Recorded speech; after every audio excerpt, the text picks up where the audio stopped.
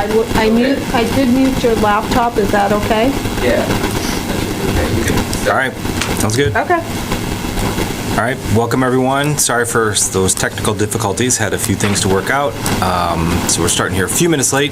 Again, welcome everyone to our planning board meeting for Tuesday, December 10th, 2024. We're gathered here this evening, 7 p.m. in Town Hall. Members of the public are welcome to attend the in-person meeting or remote Zoom connection is provided. Please note that the in-person meeting will not be suspended or terminated if technological problems interrupt the remote connection.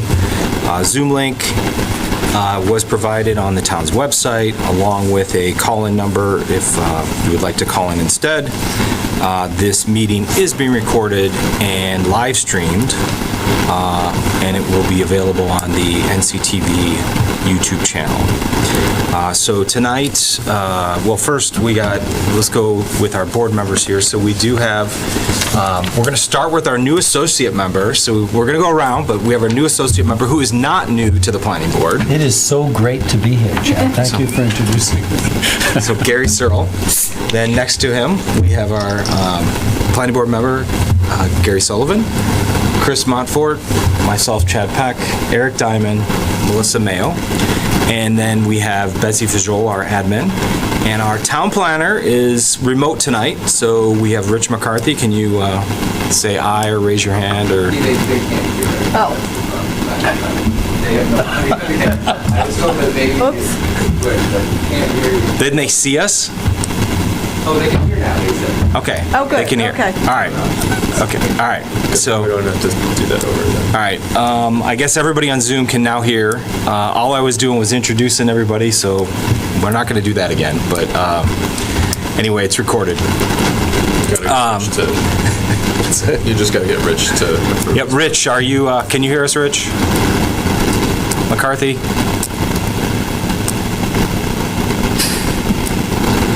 Rich, you're having audio issues. Or he's having audio issues. Or can we not hear him? Or we can't hear him. It'll be a fun meeting. Yeah. I just want to tell him I like his shirt. Like, when do we get on? I can hear you. I wanna make a motion that the two Garys can't sit next to each other. That's a good point. You can't point at us. That is a good one. You can't even say Gary S. Right? No, you can't say Gary-esque. Right. The Garys. It's just gonna be Cyril and Sully. Sully. I hope someone fixes the audio soon. You can hear We're here all now. night. I don't know where this is going. Rich can hear us, But I think so. but we can't hear them. Okay. Andrew. It's going to be a... Change the audio on here. Right. But that's for them to hear us. No, for us to hear them. Bring out the owl. Yeah. You know. I miss so much. Owl machine. But like, that's what you're hearing, guys. That's the back. Rich is shaking his head. Okay. Whoa, Rich, I heard something. Well, we heard Rich right there. Yeah. Yeah. Say something, Rich? He can't hear us, though. Rich is No, we're reloading. muted on audio. Rich, testing. Sure. There we go. Yeah. Yeah. Can you hear us? But they can't hear us now. But we're halfway there. Barely hear the board. I can hear Rich loud and clear. Okay, all right, so we have you, Rich. That's something. All right, that's a step in the right direction. But that probably means the speakers on the table aren't working Right, and the laptop's picking it up or something. I wonder, can you hear, The C3 phalange is probably not can aligned. you guys hear me through the microphone? Rich, shake your head, can you hear me? Nope. Bad cell phone connection. Usually you hang up and start over. Going through a bad spot.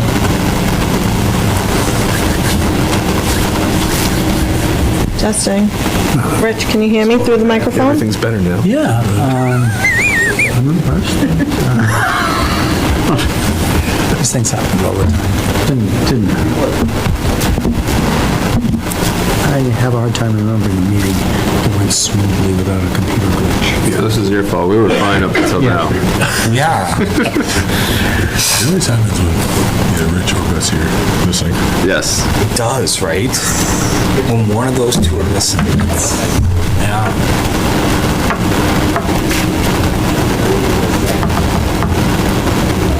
I can have both of you. Phil?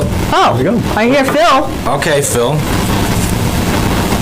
Are we loud and clear, Phil, or are we distant and far away like in a tunnel? No, you're far away.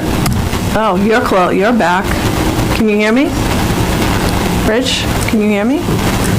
He can't hear you, but he can hear me up here. It's like a hearing test. Yes, I can hear you.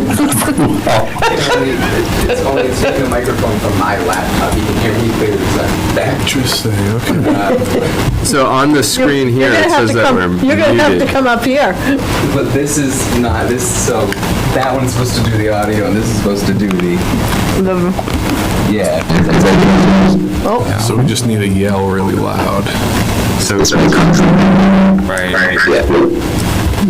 So, what do we do? if we mute the one in the back, are we good up here?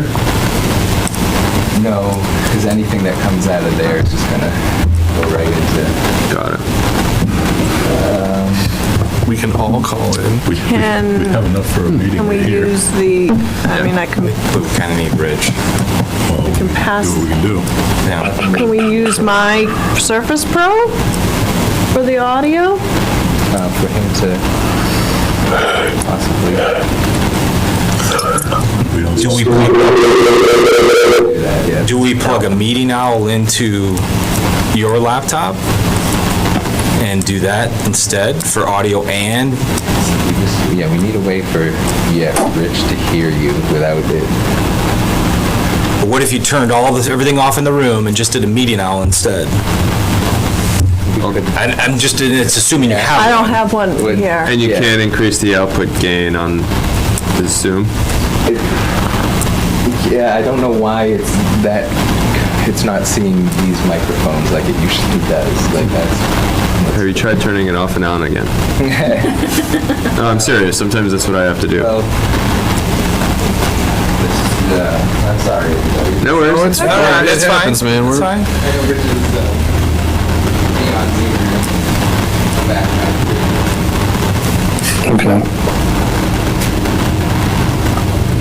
Yeah, so he can really only hear Andrew.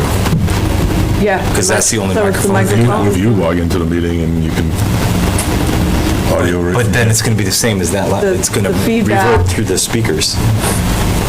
You just turn off your speakers and you only.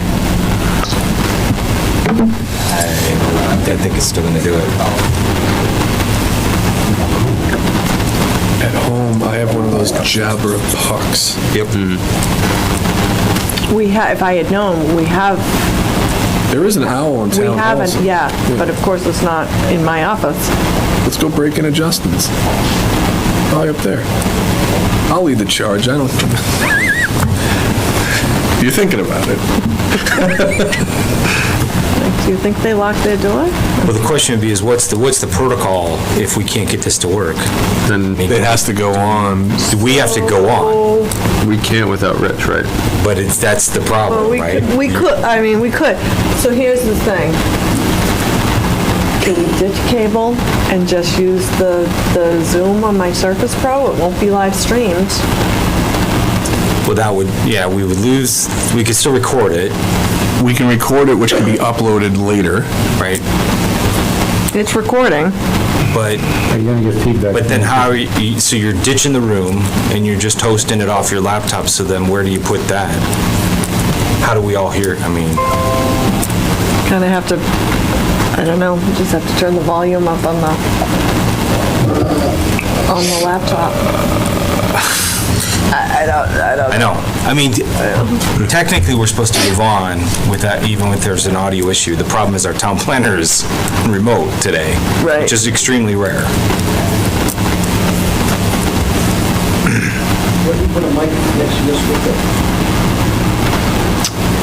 It's, the problem is the Zoom. I know, put them on speakerphone? Stick that microphone down to it. Yeah, but it works for him, and now it doesn't work for the 10 other people. Right. Well, they're all on here to give feedback too. Right. Yeah, I know, it's not Pick ideal. him. It's not ideal, but you Can they hear us? Can they hear us? They can hear us, but it's really distant. Barely. Because the only microphone that's picking up is in that back room. Should I go back to the one that's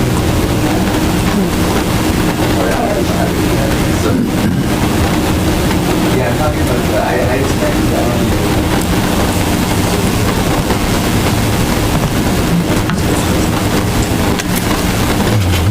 I feel like every time in these meetings, there's always a new concern or an issue. It just happens. Job security.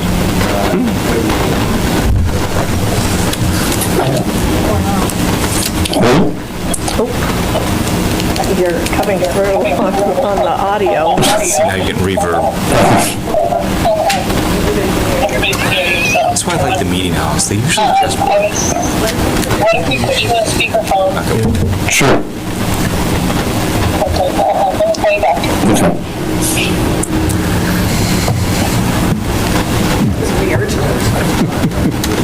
Did you hear yourself in the? No, but we heard half your whole conversation through here. Yeah. I know, that's why I said you're on speaker, you're on, everybody can hear you.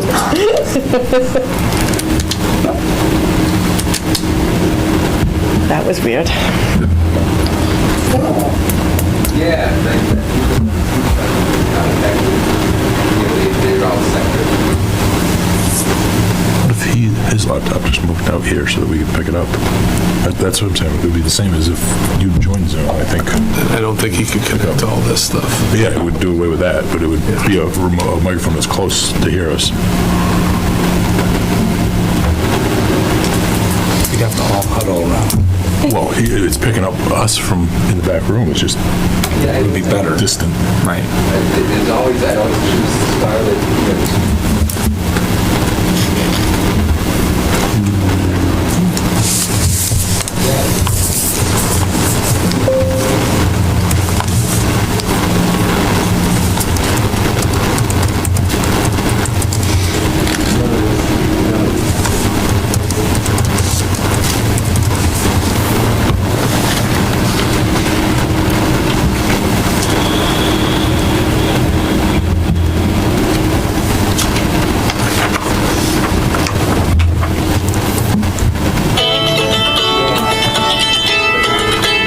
Probably gonna go back. Hello? So, right, yeah, on the cable end, so I don't know whether we just get rid of cable and, you know, I don't know what to do. There's no guarantee of a live stream. We can ditch cable if it fixes this. We're not even on That's emailed the. Yeah, we'll just record Are we live the streaming? Zoom. There's gotta be a link, because these people. And I can, I know, but it's and not, we can because just it's either past put you on speakerphone or just put 7 you and through drop my, down. my That's just- laptop here. I mean, it's not ideal, but, Oops, wrong one. oh yeah, no, I've got 12 people on Zoom, so,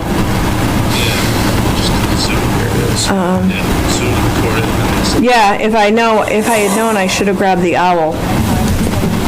But I didn't know, so, anyway. All right, let me, give us, So we hear Betsy oh, clearly. Chad, Yeah. Chad's on. There we go. Should I let you in? Let me in. Not yet? No, go ahead, let me in. You got a test. So, Chad just hopped on. We're gonna try this. So maybe I'll just tell Andrew to skip the cable. So, Yeah, I knew it was gonna do that. if I turn the microphone on, we need to turn off the second, he needs to turn it. Yeah, we would have to turn off cable, right? Turn off all the cable stuff and just, Yeah, and just, or mute, or, yeah, whoever's on the room and, like I said, it's not ideal, but. All right, he's on the phone, so. Yeah, with somebody. It's okay. Hold Is he on. the only other live mic? yeah. So if he mutes, then you should be, But if we turn these on, it reverbs through the speakers. So you gotta kill the speakers in the room, yeah. too. So he's gotta kill everything. He's gotta kill the speakers and the mics.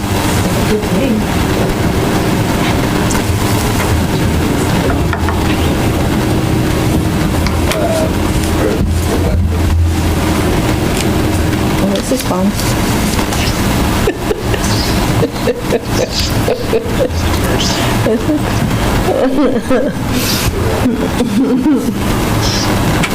I love technology.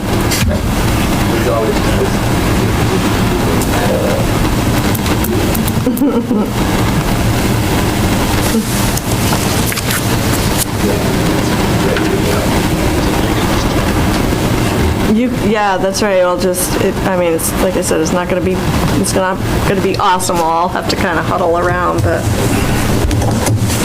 Okay, let me,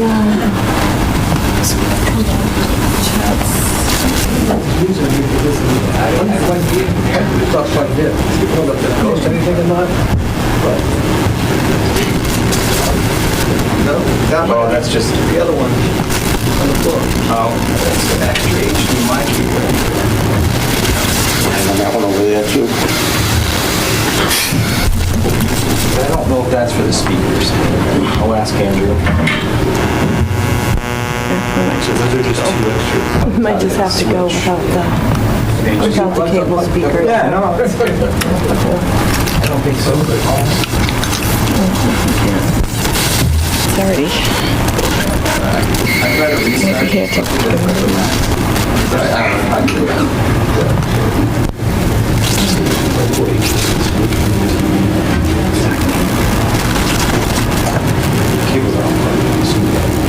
No, I don't, yeah. It's all different. I joined the meeting then. Okay, all right. All right. He's gonna try and join the meeting again, so. No, those are video. Yeah.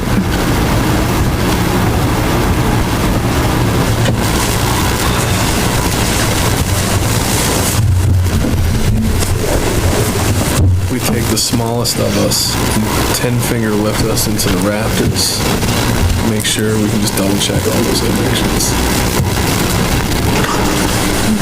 So who are we sending up? How would they have Whichever gotten one of loose? us is the smallest.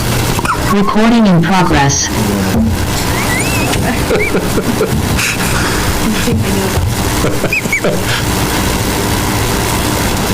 Oh, man.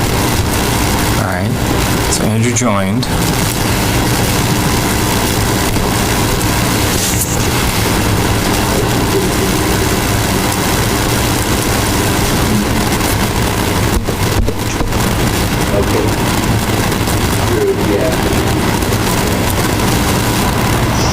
He's talking to somebody on the phone back there. Can we do something like 2 minutes in the meantime? What's that? Can't really.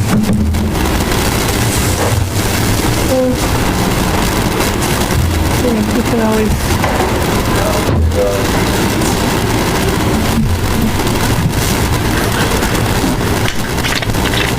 Do we reschedule? Huh? Do we reschedule? No. Just asking. Rich, what is he, at home? Oh, Richard's at home. Tell him to start driving. No, no, he's not coming there. He's good.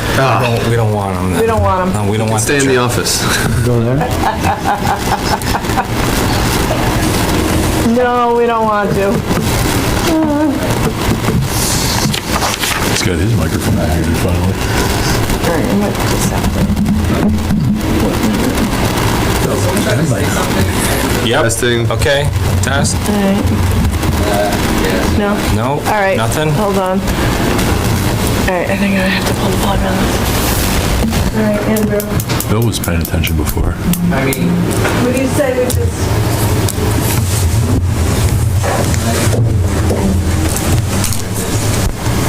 Closer? Okay. that's the only thing I can. Go from that. This is on hardwired.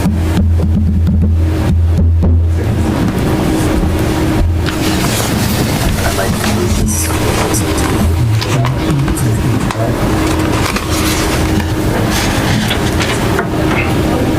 That's wireless. Yeah, I think this will. Is that coming from the Zoom? It's got the audio closer. Yeah, it's coming from the Zoom. All right, I'm gonna hang up for now. All right, bye. So you want to put that like in the middle here? Yeah, I'm gonna put it... Yeah. All right. So hey, Rich, can you hear me? Yes. I guess Just right in the middle. You gotta mute Okay. now. Yeah. Can you hear everybody now? We hear you from out there. All right. This is how we're gonna. Our TV's not making sound. All I'm gonna right. first go with this new way. That's okay. No worries. We've got as long as the battery lasts in your laptop Yeah. to do this meeting. Okay. All right, you can, yeah, I guess. All right. All right, we'll I just don't call... think we hear them. Can we hear them? Hello? I think so. Yeah, you should still be able to hear that. If you just talk. But I'm hearing it through the laptop, not through the speakers up above. Oh, right, it's not, yeah, you're gonna have to listen to that through that. So it's not going to record. I Okay. need to turn that up. Then we need to turn it up. Can you reach that? I can't really.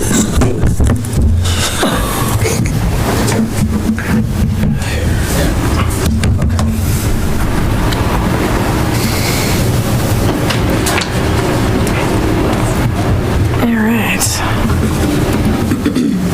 Oh, yeah. Okay. All right. Okay, Rich, can you hear us?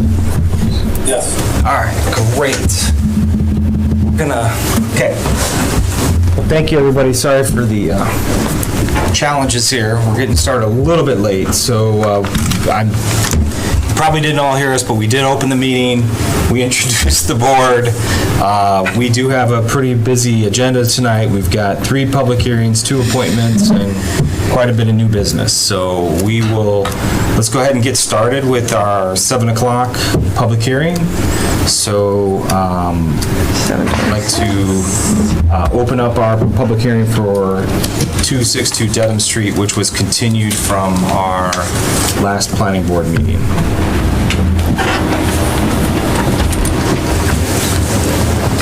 I guess I'm just speaking up loud, correct? Yes, Yeah. you are gonna Okay. have to Well, I have a good voice, I think, for that. You do have a great voice. Okay, Rich Riccio from Field Engineering on behalf of the applicant.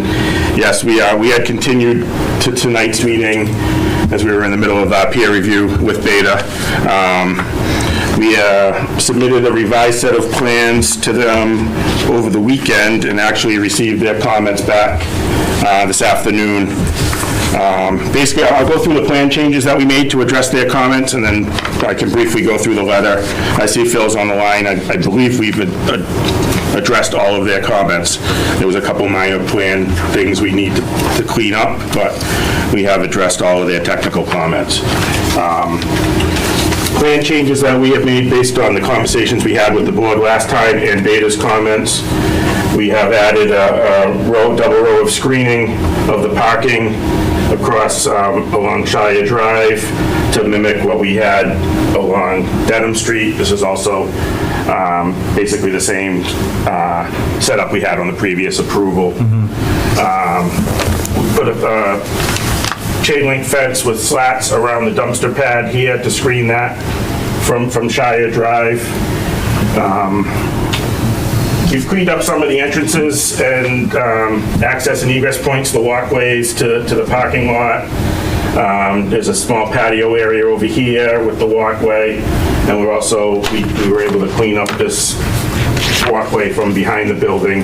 If you recall, we had exterior stairs over here that was making that a little awkward. They've relocated those stairs in the loading dock area here, and those were to get to the roof features.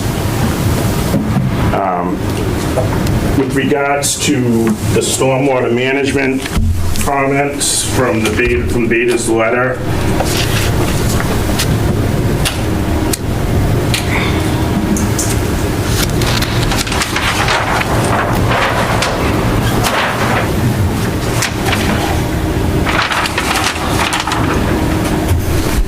the major change to the drainage design, we originally were allowing this whole parking area to flow down onto Shire Drive. We were still reducing the rate to Shire Drive in the post-development condition, but based on the comments and this updated stormwater regulations with regards to pre-treatment of the stormwater, we have revised that drainage scheme. We are bringing half of it back to this proposed infiltration basin here, and then the rest of it will get intercepted by a trench drain and flow through the constructed wetland at the front corner of the project. This plan has been reviewed by Beta, and they basically, I believe, I know Phil's on the phone, on the call, we've addressed all the comments related to stormwater. We did add 2 water quality units for this portion of the property, one here and then one in advance of the infiltration system to meet the TSS removal, and then the infiltration basin here and the subsurface recharge system there meets the phosphorus removal that were required before the stormwater leaves the site. On the cover sheet of the plans, we did add the request for the waiver from the traffic study, which was one of the things that wasn't shown originally. And we've also removed the special permit for the PMLD. We don't need that. That was when we were doing the full build out of the site. That was helping with the lot coverage requirements, but we do meet all the requirements on the site now.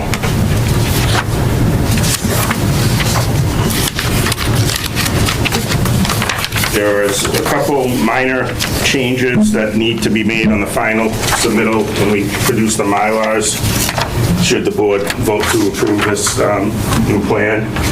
One was regards to the fire service. We just missed the labels on that under their comment S4. And then there was also a notation we have to put on the landscaping plan that any areas not covered by pavement or building will be loamed and seeded for stabilization measures. Like we said at the previous meeting, we fully anticipate the original conditions of approval to come forward with this project with regards to the noise and any stormwater features, the sidewalk along Dedham Street. We're still proposing, we haven't made any changes to anything along Dedham Street. And there were a couple other recommended conditions of approval in the Beta letter with regards to NIPD's compliance with stormwater permit and submitting a signed operation and maintenance plan. And there was one. There was also just to do confirmatory test pits under this recharge system at the time of construction to confirm that design parameters, which was consistent with how we approached it on the previous design as well.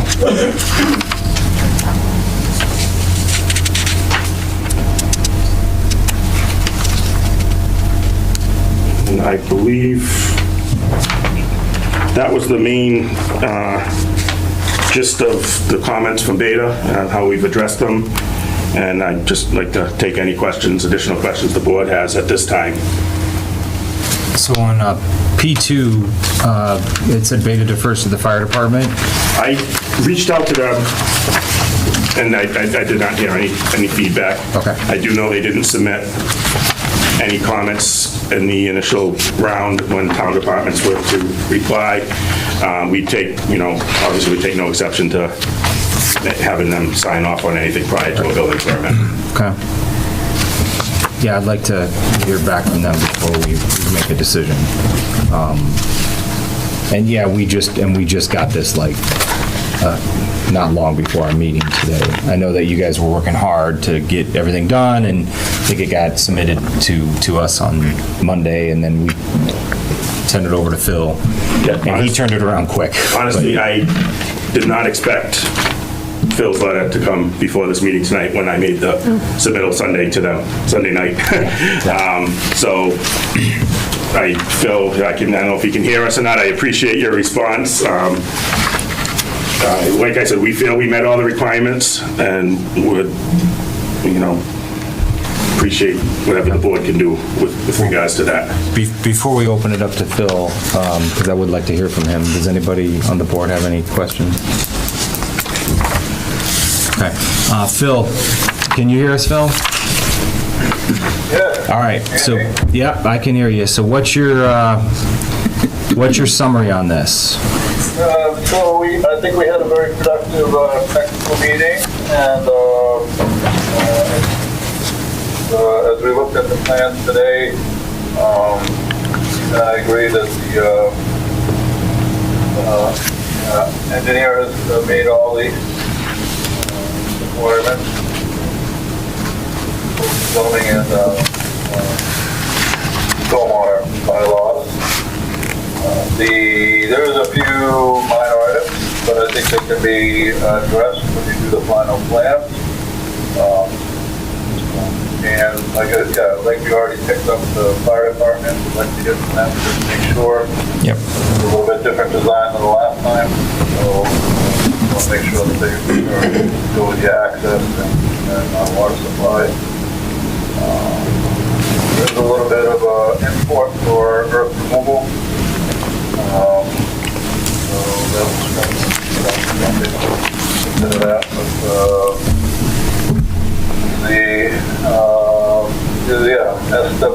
S4 is just a minor comment. Material class water line. S9, kind of a standard condition. That the excavation for any infiltration system be witnessed, confirmed design assumption. W15, operation and maintenance plan, get a plan copy prior to construction really. And I think that's it. Okay. Oh, and SW60, we just want to make sure that inspection and maintenance records are submitted annually on May 13th or earlier.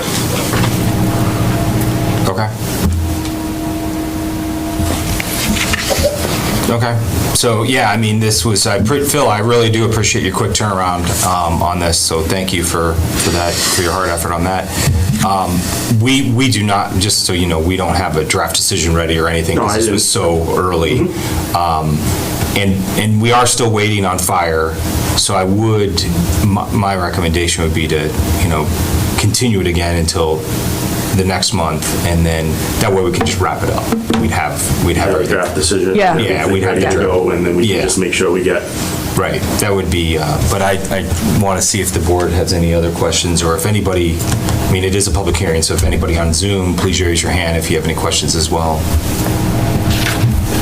I don't have any questions, but thanks for, We do, Peter Diamond, yep, go ahead. Please. Just can't figure out how to, I'm having technical difficulties here, I didn't know that. But I did have a question about the parking, if there was any EV charging stations figured for the parking lots. So the question was EV charging for the parking lot.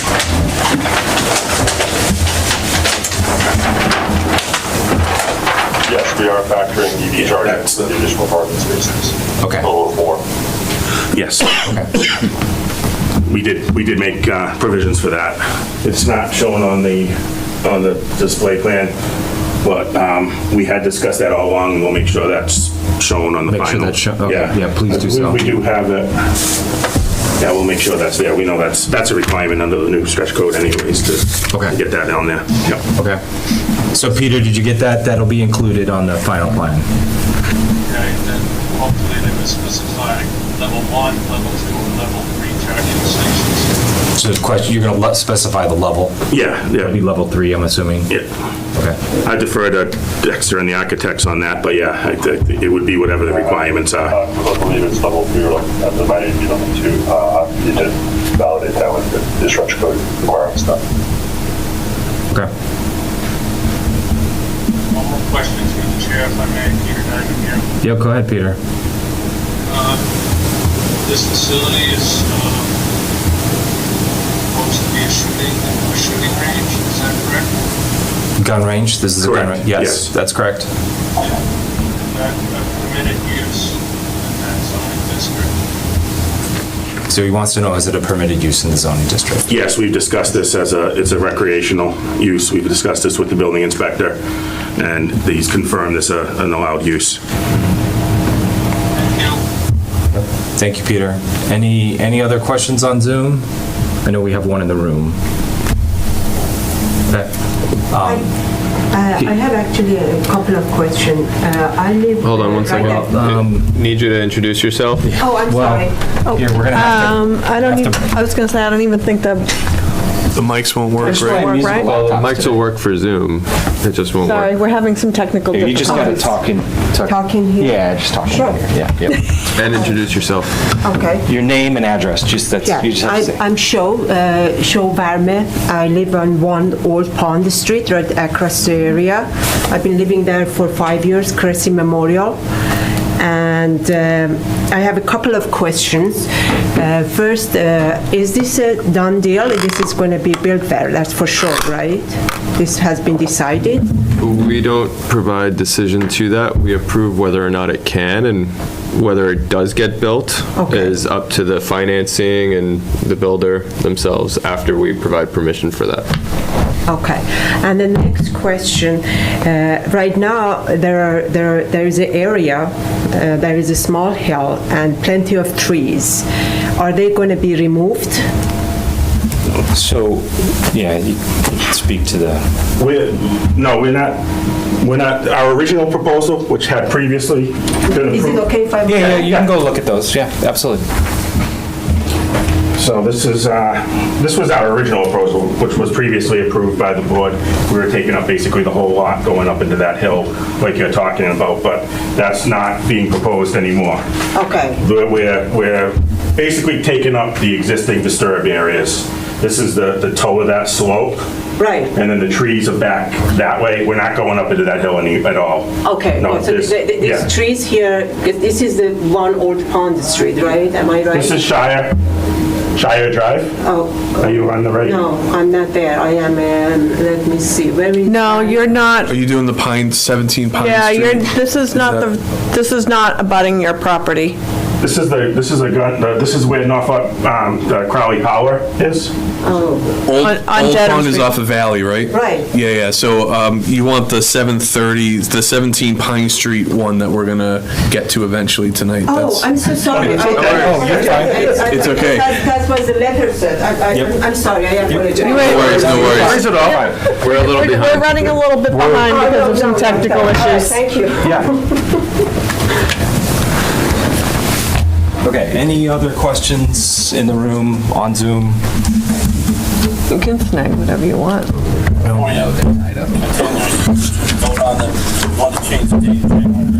are you looking for, Yes. We do need to, so that's, What date are we doing? well, right now, the January date is January 14th, but I have a conflict that day. Hold on. What are we talking about dates? So we're for? talking, because if we continue this, we need to continue it to a date. Oh, And okay. if we're gonna move the date, Got it. so it's a little... One step ahead of where Yeah. I was mentally. So it's a little odd to be talking about... So I still have questions just about this. go ahead, Last time Chris. when we spoke, well, first and foremost, thank you for the screening in front of the parking. I appreciate that. We did have also questions around the lighting plan. Oh, yes. Was that updated as well? Yep. Good, that's, I'm glad you brought that up, because that was one of the other waivers we did request on the revised Yep. footprint, a revised plan, and I apologize for. No worries. We are requesting a waiver to go to 20 feet on the lights, so was able to, reduce the number of lights from the previous submittal, and we still meet all the requirements at the property lines of .0 spillover. This is the photometric plan here. We have 2 pole lights for this parking lot here, 2 pole lights for this parking lot, two to light up the driveway, and then 1 on either side of this parking lot here. Previously, I think we had 3 along this, 2 and 2. I think we were able to save 6 or 7 fixtures. And then we do have wall packs around on the building as well, but 20 feet is, lower than the building. It's not, and it's, like I was mentioned, we're tucked in over here from the slope that goes up, so I don't think it would have a adverse impact at all to go to 20 feet on the poles on this one. And then, so is this all pole, or is the concrete base still? No, that's 20 feet total height. Okay. Total And height. so what's the height of the concrete base? We were talking about a 3-foot base probably, yeah. All right, so significantly safety. less than what we were looking at before. More for safety than anything, yeah. Okay, made sense. Okay, that's my questions. Thank you. Okay. So if we do continue, so this is kind of well, I know we're in a public hearing, but before we continue the public hearing, we need to pick a date. Right.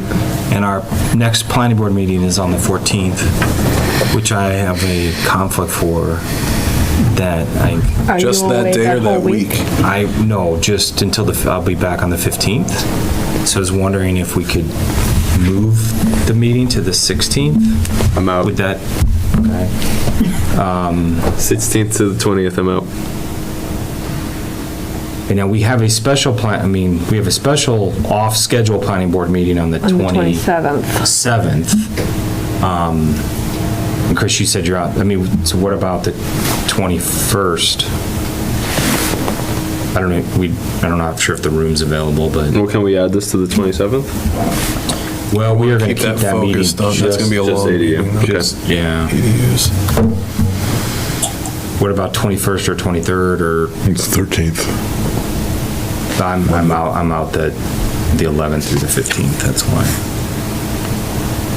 Basically, just consider Chris and I out from the 11th through the 20th, then I guess. 21st is fine with me.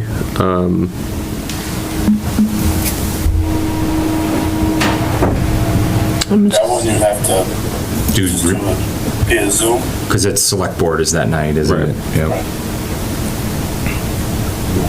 Which we could do. Does that work for everyone? On the board? Unless you look like no. I can make it work. It's on Zoom. If it was in person, I wouldn't be able to. Okay. Everyone else? Not a problem. Okay. Sure. All right, we'll move that then to the 21st. So, all right, so, First, yep, and we're gonna do Zoom, right? yes. Back-to-back week meetings, the pay doubles, right, when that happens? Yes. Yes, You do get double. Oh, triple time for you. Excellent.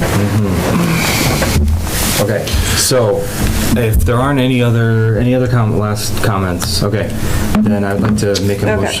motion to continue the public hearing for 262 Dedham Street to the planning board meeting on January 21st, 2025 at 7 PM, and it will be remote via Zoom. So moved. Do I have a second? Second. All those in favor? I Okay, aye. Unanimous? Okay.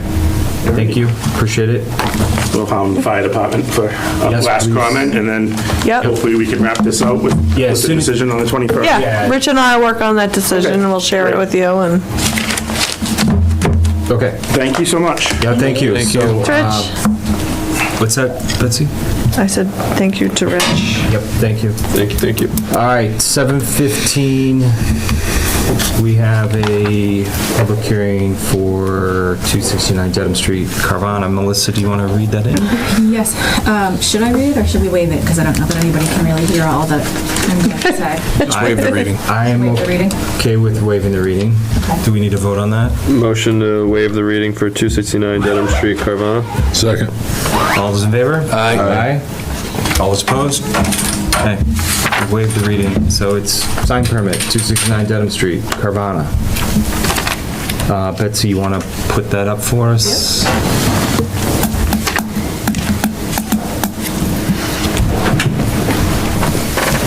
Who do we have here for that? Michael Bass, SCG Signs, representing Cabana. You're good. Yeah. So we're gonna. Come and get coached. Come into the circle. Or, yeah, I guess. We're talking really, really loud. I do talk loud, actually. My wife has been complaining for years. We'll move this up here. We go over there? You can, yeah, come on around. We're just making it work tonight. All right. At least we're trying. Be flexible, right? Cabana, which is at 269, 273 Dedham Street. Been there, I guess, for several months to a year. Yep. We represent, actually, their sign company based out of Arizona. We're the local rep. We're going to be doing the installations and permitting. They're looking to put, this is what it is, what it's going to be, excuse me. And the illuminated letters, daytime it looks like this. Nighttime, it'll shine white. That'll be white. This will be white, and the car that's in the middle will shine opposite. So as it's shown in the So top inverse. right. Oh, yeah, in the top. Now, there was a question, and I think we answered it, about people coming in and what does curbside mean? Well, the building is set way back off the road, so obviously curbside is just their slogan. I'm not crazy about it, but it's their slogan. They have a license to have people, they buy the cars online. I wouldn't, but they buy the cars online, they come in there and they pick them up. They also, if you've seen them, and recently, because we're dealing with this, I've been seeing they have a Carvana truck and they deliver the cars. So they can do that, and that's their license to do that. When we were there doing a survey, we saw people inside signing papers. So obviously they did whatever they did online. They came in, they picked up the car, they had to sign the papers for the registry. The exterior sign's going to be double-sided, illuminated, and personally speaking, if you've seen the building is set way back off the road. The only thing you're going to see is that pylon sign until you're almost on top of it. So they really need that. And that doesn't say anything. Right, that's just. And that will illuminate also. Okay. That's it. They're all within code size-wise, and because they wanted internal illumination, we're here. Yep. Yeah, we did hear from our town building commissioner. He was just concerned about the word curbside and what that meant, like you said. It's like all the locations, I guess, are relatively close to curbs. Right. Just way back, so. Right. So he did give us his feedback on that, and he was more worried about just, does it align with the use or potential? People coming up and, yeah. Right. And so it's his concern was more about potential change in a future use. But we're I've here. been here, and the building is still set back. Yeah. Yeah, So, I mean, but we're here to talk about the sign. Right. So I don't think that's, I'm not overly, that's for Bob to worry about, but I don't think it impacts this at this time, so. Questions? Sign permit? Go ahead. Not a question, more of a, just for the board to keep in mind. When you look at the limited use motor vehicle sales definition that we have in the bylaws, it seems very specific to something like Carvana and not a regular Class 2 dealership. But they're not a used car dealership. They're a Class 2 dealership. That's what they said. Okay. So They don't sell, people don't walk in and say, I want to look at your car. I'm arguing in your favor. Oh, okay, thank you. Can I just put a Okay. Yeah. I don't want to spend time on the bylaw since we're just here for the sign. Yes. We've spent a lot of time just on AV issues. Yes, I just want to make the note that there's a disconnect that we should probably address at a later date. Agreed, and let's put it. Duly Got it. noted, yeah. I thought the Okay. use was changed specifically for Carvana. It was changed for Carvana, yes. Yes. Okay. It just Yeah, doesn't so- match the licensing from the state. Yeah, it was changed several years ago. Yep. But we should revisit that. Okay. Thank you. Questions about the sign? From a light output perspective, like, is there a lumens value for this, for any one of these signs? Well, I think the only one that might be concerned is the one that's out on the street. The other one's because it's way back off the building, I mean, on the property. Yeah, wouldn't be there's an other issue, but properties they on got that street that have lumens. much brighter signs than what this is. gonna Yeah, I be mean, putting out. that was what I was getting at. I don't think it's where gonna be super bright because it's. It seems It's gonna be to, white, but it's set way back off the road. it seems to fit in with, or at least not be out of place, and like you look down that street towards the lights, and you've got the gas station and everything there, so this seems fitting for I the hope it purpose. pushes The the gas station neighbors is closer towards to the something street. better over time, to be honest. I'm Just sorry, so what was we- that? Gas station is closer to the street. Right, It That is, one you do yes. see, this is again yeah. set back. Okay. Are they planning on having hours by which this will turn off overnight? If you say that, they will. All right, that would be my only condition. I mean, most of these places aren't open 24/7, so they probably put it on sundown to maybe, well, I'm guessing they're open till maybe 9 o'clock. Yeah, so I would Most just car say dealerships, if like you will. through the hours of operations. So I would Would be think my at that point, maybe we stay over another hour. But if you say they want it off at whatever time it is, I'm sure they'll do that. Yeah, I was thinking maybe a little bit after. That's fine. You know, like no more than an hour after. It's interesting, because we don't have I think precedent. if they close at 9, maybe 10. Because Dunkin' Donuts just turns it off when they're done, Right. right? Right. But we don't mandate that, they just do it. Right. We did talk about that during the sign bylaw process, though, But that having was it like turn a off. future state for us. Yeah, Yeah. making sure that, just after hours, that it's not. If I can interject also, the sign is not for advertising purposes, it's for people who bought the cars online and how to get there. So Right. I heard you say that Dunkin' Donuts shuts it off when they're closed, when they're, probably the same thing. Yeah. I mean, I'm guessing, I have no idea. Yeah, if Sounds there's a neat. lot of crosstalk, it's just because this is new for us, right? These are newer sign bylaws, so we're trying to figure I out what heard, the Betsy was intricacies telling me that this relatively of new. like, hey, if we make a decision, like what are the, what other things might come further down the line, and are we setting the right precedent? And it seems like this is a fitting sign for a fitting area, assuming that it's not super bright or crazy bright or pointed at some other home, like, which it's not. Seems like a good use of illuminated But the signs. neighbors around there are probably closed at night anyway, except Dunk's and maybe the gas station. Yeah. Oh, there's a couple of restaurants, Yeah, Eagle Brook's right across, right? Yeah. diagonally across from them. Yeah. And you can't see their sign. No, you can't. I'm My good. wife complains I don't read signs. I don't. I design them, I Want to make put them, but I a don't read them. regulation on? I would make a recommendation. I don't know that we need to like put a stamp on something and say that it has to be done, because Okay. who's going to police it at the end of the day? Does Rich have an opinion on that? Like, we don't have much to go off of. with I would just say this. we recommend that it's turned off by, Okay. an hour after closing. I don't think we don't have any teeth on this. What if they closed at 5? I think they just had a hearing before the select board about extending their hours, and previous month they had closed on Sunday, and then on the 3rd they just opened it back up to be open on Sundays. So it should just stay with whatever the approved operational hours are, I think. And I would say give it an extra hour afterwards, just as a cushion, be fine. I'm And it's sure just a my age, but I recommendation. remember the blue laws when everything was closed on Sundays. Yeah, right. Rich, do you have any comments? Except that but you can condition it. Okay.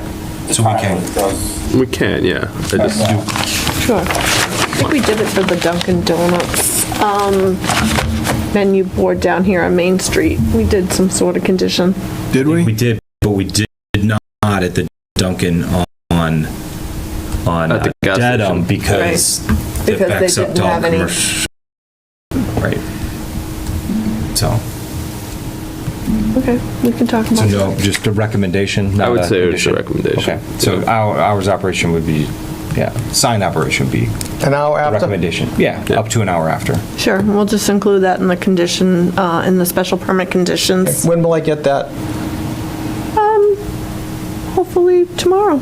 Can I call the client tomorrow and let them know that it's been approved with an hour? After we vote on We it. gotta vote on it, so hold on. We gotta close the public hearing. Wait till you hear from me tomorrow. Okay, sounds good.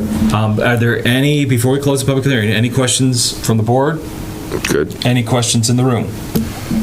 Any questions on Zoom? Okay. Let's see. So, would like to entertain a motion to close the public hearing for 269 Dedham Street, Carvana, special sign permit. So moved. Do I have a second? Second. All those in favor? Aye. All those opposed? Okay. You gotta ask the associate member what his opinion is. What is your opinion? Oh, I would be voting for it, yes. Okay, so. I remember from when he was an associate. We always included him. So Bessie, you're gonna draft so you need some sort of language from us tonight, a motion to approve. Yeah, so we've got the special permit, a draft special permit decision here. We do have a draft. Okay, we can even go through it Conditions of later if you approval. wanted. I think there's an issue with the last portion, 310.7.6 D7. Before vote of the board. Oh, the 1992 master plan. Yeah, and the Well- 2007 master plan.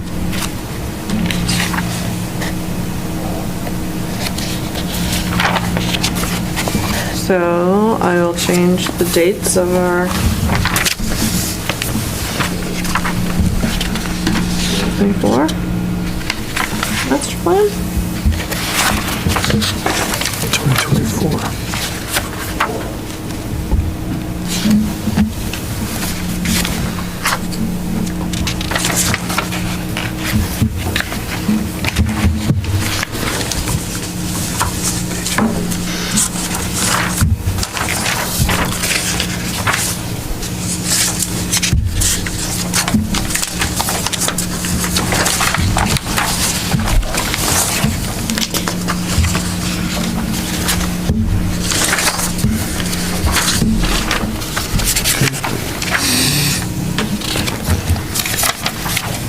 And you're going to just add one more condition.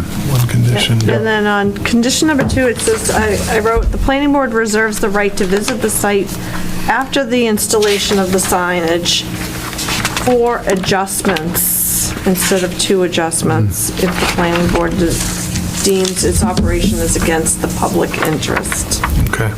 Okay. And then we'll add condition number 3. Yep.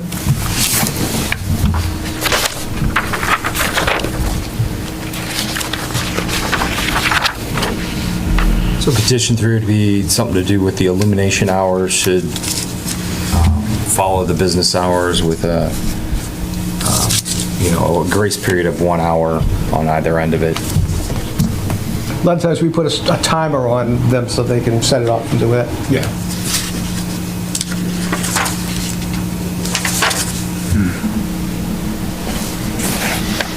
Any other?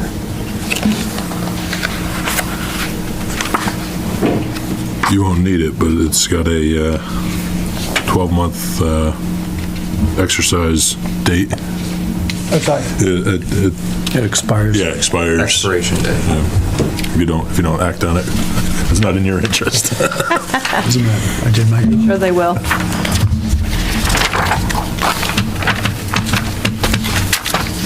Looks good. Any other questions before I'd like to entertain a motion to approve the special sign permit decision number 2024-12 for The discussed modifications. Yeah, as with the amended. with the modifications that we discussed to update the the year of the master plan and add the extra condition for the hours of operation of the illumination. Grammatical fix on And a condition grammatical 2. fix, yeah, for number Yep. 2. So moved. Second. All in favor? Aye. Gary? Yes. All right. So, anyone opposed? All right, it's unanimous. Great. So we've approved it. You, Betsy, will wrap it up. Sounds good. Wrap it Let up you know. and get that to you tomorrow. All right, thank you. Okay, thank you. Thank you. Happy holidays, everyone. Same to too as you. well.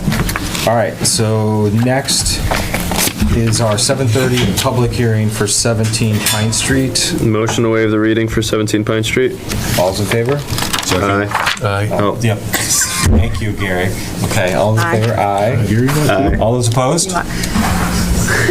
Okay, so we have approved to waive the reading of 17 Pine Street. It's a request for a site plan modification to allow a children's daycare center and construction of an outdoor play area and install a drop-off, and pickup signage.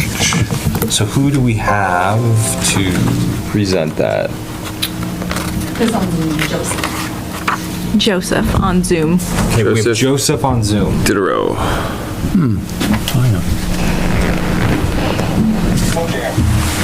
Hello, Joseph. It's a little hard to hear you guys, Yeah. but I can hear. Okay. Will you be sharing the site plan? Betsy is going to be pulling that up right now. I can, if he I can make him a co-host if he wants to share it on Zoom. So Betsy said she'll make you a co-host if you would like to share it. Sure, thank you. Okay, that way you can kind of drive with your graphics.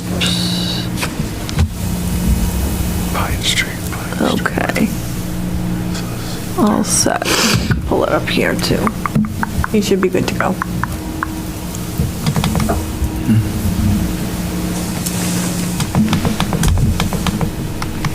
All right, can you see my screen?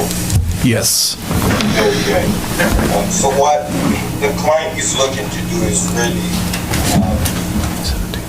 making an outdoor play area at this location here. We're not showing or we're not doing any renovation work to the existing site itself. We're not changing anything.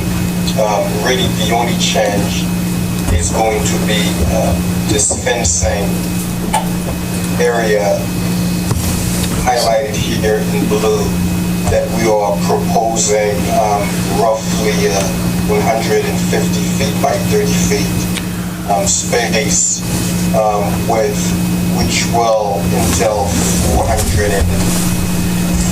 4,500 square foot of space. What's important on this diagram as well is zoning analysis to show you, or rather the calculation analysis, the parking calculation analysis to show what the parking requirement is for the existing space and what changes or accommodation will be made for the new daycare. Okay, the daycare, quick diagram here, the daycare will consist of roughly 2,180 square feet and will require 7.2 parking spaces. We're anticipating 36 students. These spaces are already intended for parents to come in and drop off their kids. All the space we have in the building, calculating this parking requirement or storage spaces, there are some retail spaces on the above floor, the upper floors, I should say, and some restaurant spaces as well. And we've calculated parking spaces for those, for each of those spaces. And we are required to provide a total of 34 parking spaces. And we currently have 44 parking spaces and 2 ADA spaces. So this diagram is showing that we are above and beyond what the requirements are for parking. So we'll have plenty of parking space for the facility there. I'm jumping back and forth in the diagram and the space. We are roughly showing the location of drop-off for the daycare. The daycare will be within this building here, the building, again, consists of 2 floors, one of which the front entry is towards this parking space off of the street, and you kind of go around the building to the underside of the building. That's where the daycare will be located, and there's an adjacent storage space next to the daycare. So imagine a straight line to this space. It's kind of, both spaces are basically a square area. Okay. And what we're intending to do is create a pathway from the daycare area to the play area away from traffic. So I'm showing that, delineating that in blue, this light blue walkway, again, as a precautionary measure, just so that the kids are out of traffic the whole time when going from the building to the parking space, to the play area. So we really wanted to, again, present this to the board to weigh in on it and really understand what we're trying to do here and get your blessings on it. Thank you. Okay, so the daycare, it's, I'm not sure if this is correct. It's, the way I'm reading it on the plans there, they're taking the whole lower level? Is that? No, they are not. I actually have a plan of the daycare. It's only half. Okay, rough schematic of the daycare.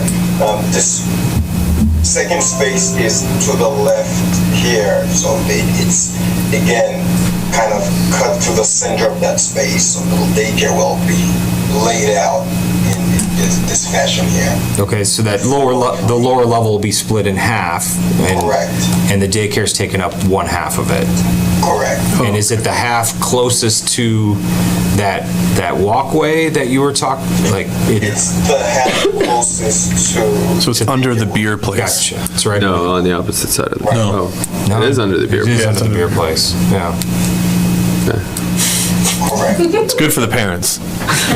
Okay. I mean, only if you have a spiral staircase going up. Okay. Or an elevator. So that's why that path is, starts kind of at the middle and goes then down and over, okay. How do you plan to delineate that walkway, or what's the plan there to protect the children from walking out into the parking lot?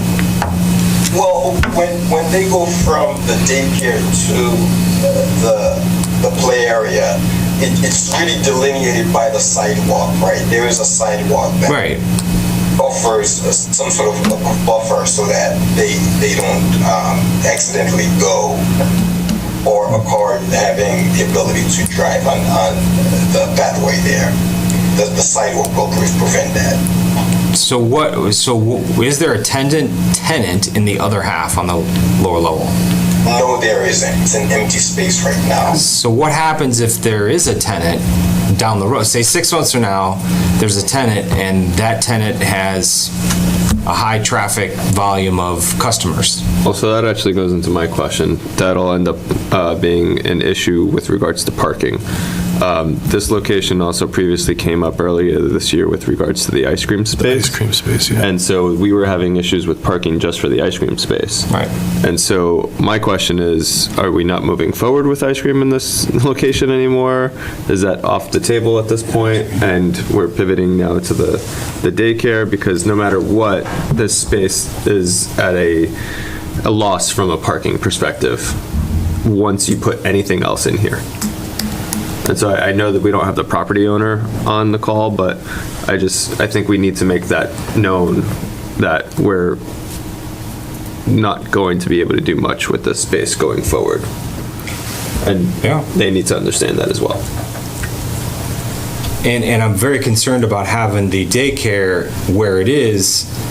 It would be more convenient from I don't know how it's set up inside, but it'd be more convenient if they were flip-flopped, because then the daycare would be much closer to walk to that proposed play area. I'm less concerned about that. I mean, my kids went to the co-op over here, and their playground's completely on the opposite side, and that church was in use for regular parking for the commuter rail. So I know they do what they need to in order to keep the kids safe, and this is actually a better plan than what they have in place over at the co-op over there. Okay, that's good to know. I can confer, but I believe that the ice cream shop is no longer under consideration for this location at all. But you hear me, Rich, like, the moment they decide to reuse that Chinese food store for anything, you know, they're done from a parking perspective. If you don't mind just introducing yourself. Sure, I'm Molly Banis. Molly Bannon, not you, Richard. So here, this is the only microphone that works. I know who you are. You need to just still yelling name and address. Sure. Molly Banis, 40 Foxwood Cove, actually in Holliston. So to my knowledge, I've been talking with the property owner and the real estate agent there. That space is not actually able to be leased right now. It is just being used as storage by the owner, and he does not have any plans to lease it. I know that, you know, only goes so far, but it is, you know, we do have his, you know, kind of blessing that he doesn't plan on renting that space. It would require a lot of finishing. It's unfinished. He's just using it as storage. And this is the other side? That's the other side, Okay. yeah. The other side on the And he has approved, you know, all these plans. He's on board. We're just kind of waiting on you guys to see if we can come to an agreement. Got it. Thank you. Yeah, thank you. Anyone else in the? Yep. I'm going to reintroduce myself. Thank you. It's Show Varme. I live right across the. I live here on Bond Old Pond Street, and I would like to know, but there is a small hill here and some trees in this area. Is that going to be removed? Are they going to be removed? They're not touching that, no. No? And what's the operation time for this daycare? Is it 8 to 5 or what? 8 to 5. 8 to 5. And 36 children? Yes. That's the maximum. That's the maximum. All right, and this is approved, this is a done deal, right? We haven't. No, we haven't voted yet. Yeah, you No, haven't. that's why we're having the public hearing. Oh, Is so okay. that everybody can give their, you know, their comments and opinions. But public have no saying in it, right? You do. You do. Well, You're that's here why right you're now. here. That's what Oh, you're okay, doing. yeah, We're okay. listening. Yeah, What do you so- think? Should it I be? say no. You say I'm no. sorry, but I mean, I would have moved immediately. The thing is that my home is one of the few remaining historic sites in Norfolk in the entire region. Memorial, Cressy Memorial. And when I bought it, everyone, including the inspector, my attorney, my friends who are architecture, advised against it because it was on the verge of breaking down, and there was a company who was going to buy it and just remove it and replace it with another ugly house. And I offered a higher price because I just fell in love. It was love at first sight. And against all the advice, I bought it, and I have spent 5 years to restore it. I've fixed the structural damage, the roof, everything. It's just, you know, and I'm proud to be part of its history and keep it. And I'm not going to sell it to anyone, just to sell it only to someone I'm sure that's going to look after it. So it's very dear to me, so I cannot move. And I'm just, you know, concerned about the noise and all the traffic. Here on this side, we had these beautiful pine trees a couple of years ago. They all were cut down and now replaced with housing. And then I hear Amazon is going to have another warehouse somewhere nearby. So my concern is all the traffic and all the noise, and I don't know. I mean, I don't think my opinion is going to matter, but I say no. Thank you for listening. Your concern is congestion and. Yes, I mean, and we already have so much traffic because But the of traffic this. will be over here, not on Old Pond. There's going to be, you know, cars coming and there's lots of noise. So, but that's all I wanted to say. I needed to say that. That's fine. Thank No, I you. appreciate it. Yeah, that's, yep. Thank you for listening. Thank you. Anyone else? Okay, board, do you have any So they would just add more parking spaces if they want to build out the building. Am I missing I don't something? think they have room for parking. They butt up against wetlands down there. Oh, that's what it is. It's not just the footprint of the lot. Yeah. So I think right now what Joseph can you scroll down on your screen that showed there were regarding the parking? So right now, with the current tenants, you're required to have, what, 34? Yeah, and there's total of 44, so there is a little bit of extra capacity. But there's not much room for that parking lot to get much bigger than it already is, save a couple of We've spots. got the outdoor storage area, and that's the retaining wall, so they would literally have to demolish the outdoor storage area and the retaining wall, push the retaining wall further back in order to extend it. And The that would lot's go- treed though, isn't it? The remainder of the It's lot's all treed. trees, yeah. So why wouldn't they be able to level trees and? They could, it's just cost. Okay, just asking. It's just cost, yeah. It's cost. Is the cost worth it? Yeah. Part of the issue that we had with the ice cream was that they had made modifications to the front of the facade of the location without permission, and so the condition was approval based on returning it to what it was supposed to be, which again was a cost issue, so. Okay, I'm just talking future downstream. Yeah, right. They can add more spaces, they can get the building to full capacity if they need, the empty space can be leased for something else. That's fair, yeah. Yep. That's fair, yep. And they have a little bit of cushion. They've got a 10-space cushion right now, but that may not be enough. Joseph, what is so the play area, is that, did I see on the drawing that that's a fenced-in area? Correct. Okay, 8 foot, and is that where you say the 8-foot high vinyl fence, or is that the outdoor storage that says that? The vinyl fence, the location of the vinyl fence, that's really a remnant from overdrawing decks where the landlord, I believe, used to store some equipment. So I don't think that's the case anymore. I don't believe that fence even exists right now. So the proposed play area, what's the fencing on that? The fencing on that is required by the licensing board. It needs to be at least 6 feet high. We really haven't decided on really the material and the height of the fence, just that we are calling out some sort of protective fencing around that play area, but we can work on the aesthetics of what that should be. We'll be happy to continue to develop some concepts and present them to you guys as we make our decisions. My only concern is going to be a lack of curbing or a way to stop a vehicle if it decided to go forward as it was parking. I was going to say bollards, Yeah. but do we enforce that? Do we include that in design, or we can make recommendations? You can definitely make that recommendation. So is there granite curbing presently at the edge of that? Yes, there is granite curbing perimeter here. What about in the drop-off parking spots? In front of those? There are curbing as well. Okay. Here, yes. So you at least have that. Right.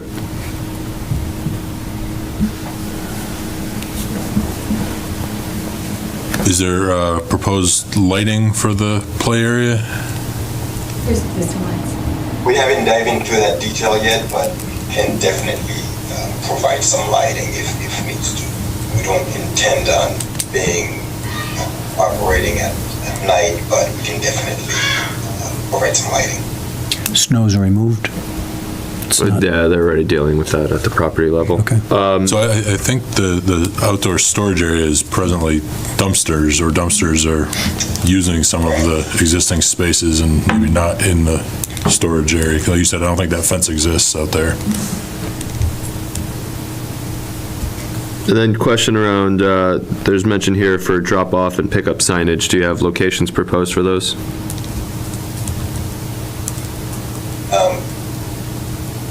We haven't really placed those signs. We can work on those and present something to the board at a later time, but we intend to have some signage to direct parents on where to park. Okay. So that's it for me from a question perspective. motion to, if there are no other questions. I don't. Just public, did you get, we went through that. Was there, Okay. I think so, any other questions in the room or on Zoom? All right, Chris. What's the words that I need? Motion to what? Continue. Continue it at our, we want to do it on the 21st? The 21st? Yeah. Do you think you'll have some revisions that we can see by January 21st? Absolutely. Is there anything in particular that you would like to? We'd love to see, understanding the materials for the chain fencing. We'd love to see the lighting plan. We'd love to see the signage, similar to what you might have seen with the Carvana signage, locations, type, if it's going to be illuminated or not. Location, definitely. Definitely. And then I would also just reach out to fire and police just to make sure that they, if they have any questions, just to give them a heads up of what you're trying to do and see if they have any comments or feedback. Does Beta need to review, or no, that's because it's not a site? Not really. No, we're not modifying the actual site. Unless...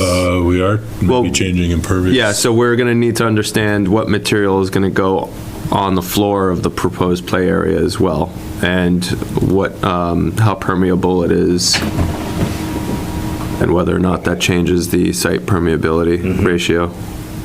Because if it's just grass and it's fenced in, that's pretty simple, but if it's, if it's some sort of a turf, that does change the permeability of the site.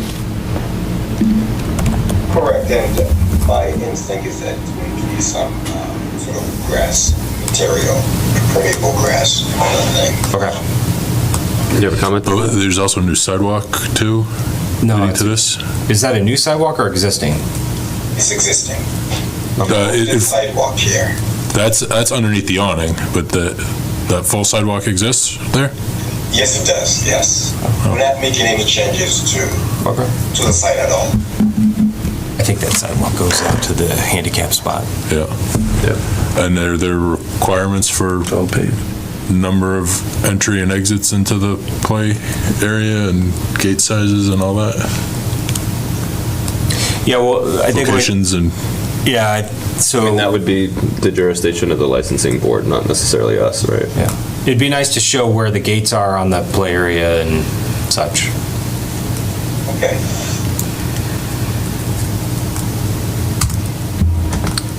So, motion to continue to the January 21st meeting at, let's call it 7:30? 7, want to do 7:15? You want to do 7:15? At 7:15. Do I have a second? Second. All those in favor? Aye. Aye. All those opposed? And me too. Gary? Yes. Gary's opinion? Gary's texting his wife, what did I get myself into? No, I'm just looking at, Okay. I was looking at the So Joseph, asphalt thank on the you. ground. We'll look forward to seeing you at I did our text that already. January 21st meeting. Thank you. Very good, thank you so much. Yep. Thank you, Joseph. All right, and thank you as well. Yeah, thank you so much. Okay. So, Thank you. thank you. Thank you.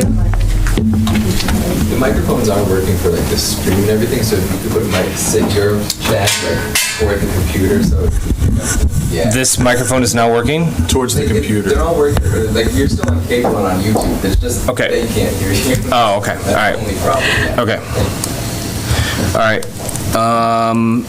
Our next appointment is, now we have appointments. Next one is at 7:45, Fire Station Building Committee is requesting an extension for temporary occupancy and new fire of the new fire station. I'm sorry that we're running behind this evening.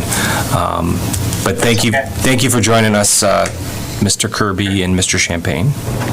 Sure. Thank you, Chair, and the rest of the planning board. So you mentioned we're requesting a extension in our temporary occupancy permit. There were some delays during the construction of the new building, primarily due to the electrical contractor fell behind schedule, and that had kind of a cascading effect with HVAC startup and so on, tearing down the building. And it's basically left us at the point where there's some pavement work and landscaping work left to do, but it's really not in the town's best interest to do that now. in winter, and so the plan would be to come back in the spring and finish those items.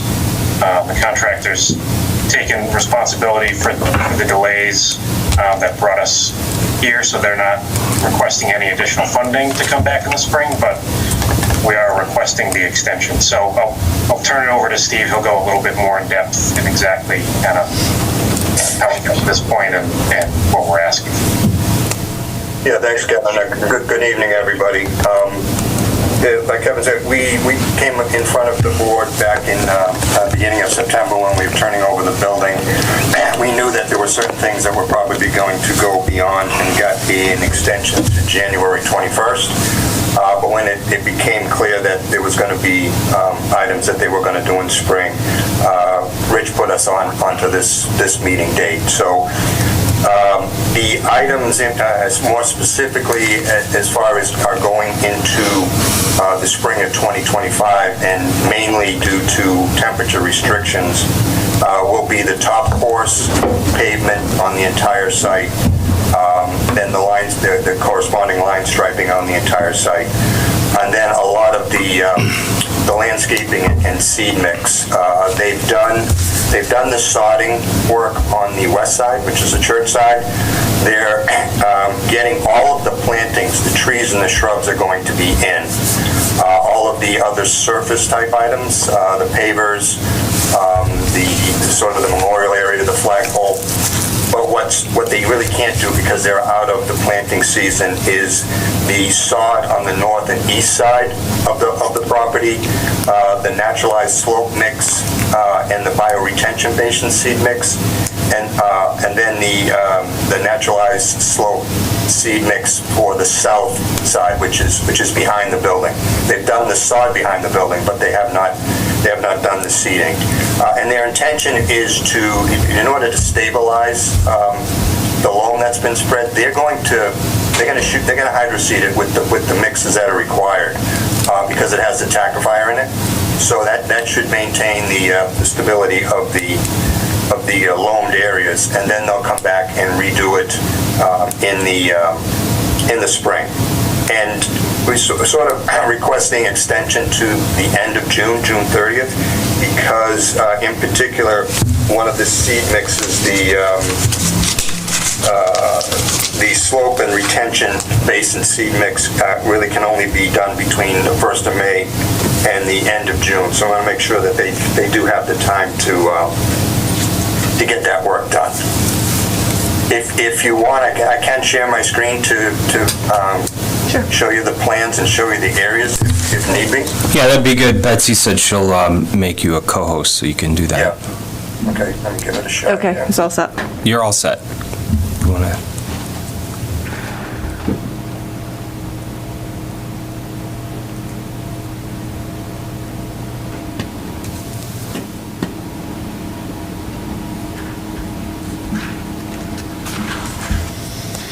Yep. Did you see that? Yes, we can. Thank you, Steve. Okay, this is the civil plan for the site. So I can show you essentially the concrete. Here's the new building here. Yep. You can see my pointer. The concrete aprons are done. The large basin here, which I'll be able to show you on the landscape plan, they're wrapping that up. But the pavement areas that will be top coated are this section of the apron and the drive around to the west side of the building. And again, it's top coat. And then the parking lot side on the east side, running back into the where the generator, the dumpster is, and then tying into this concrete apron. Binder is all in, it's just top coat, and then the corresponding line striping. So regarding the striping, is there a need for temporary striping over the winter?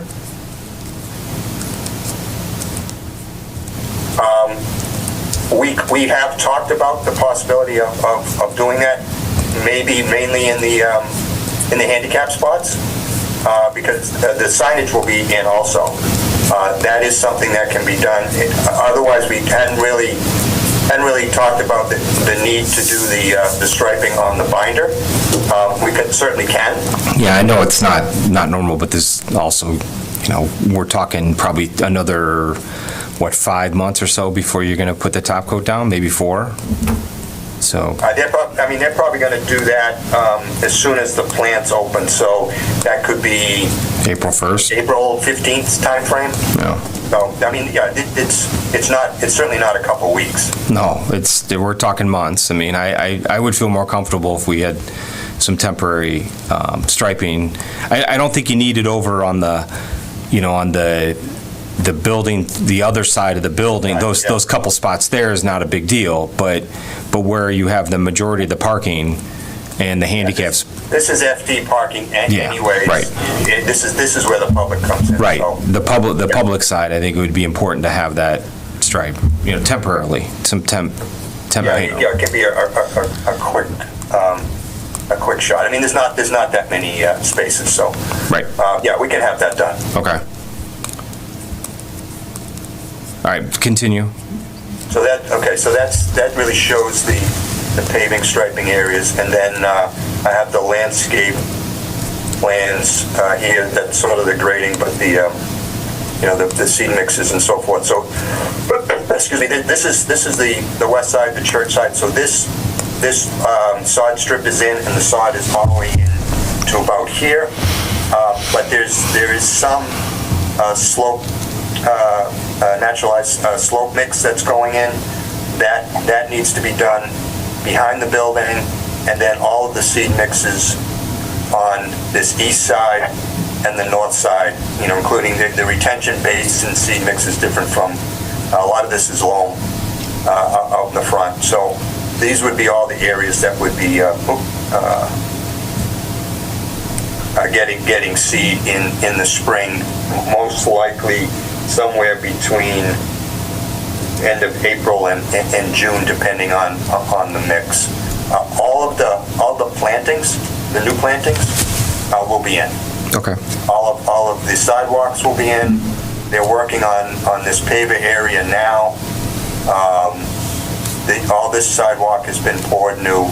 They've got some infill to do and some areas out here, but they're pushing to get everything else done except these three site items. So with regard to the areas receiving seed, do we have any concerns with regard to the material that's currently there now and possible erosion with wet weather and snow coming?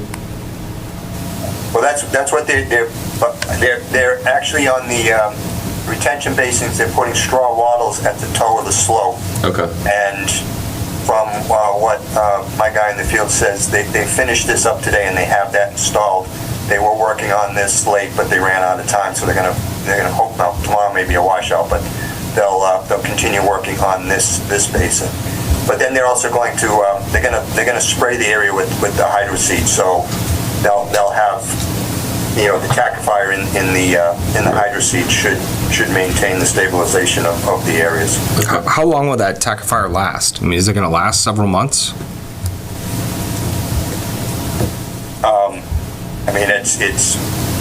It's hard to tell. It depends on how the weather is, but in the long run, if something erodes and they have to fix it, they have to fix it at their cost.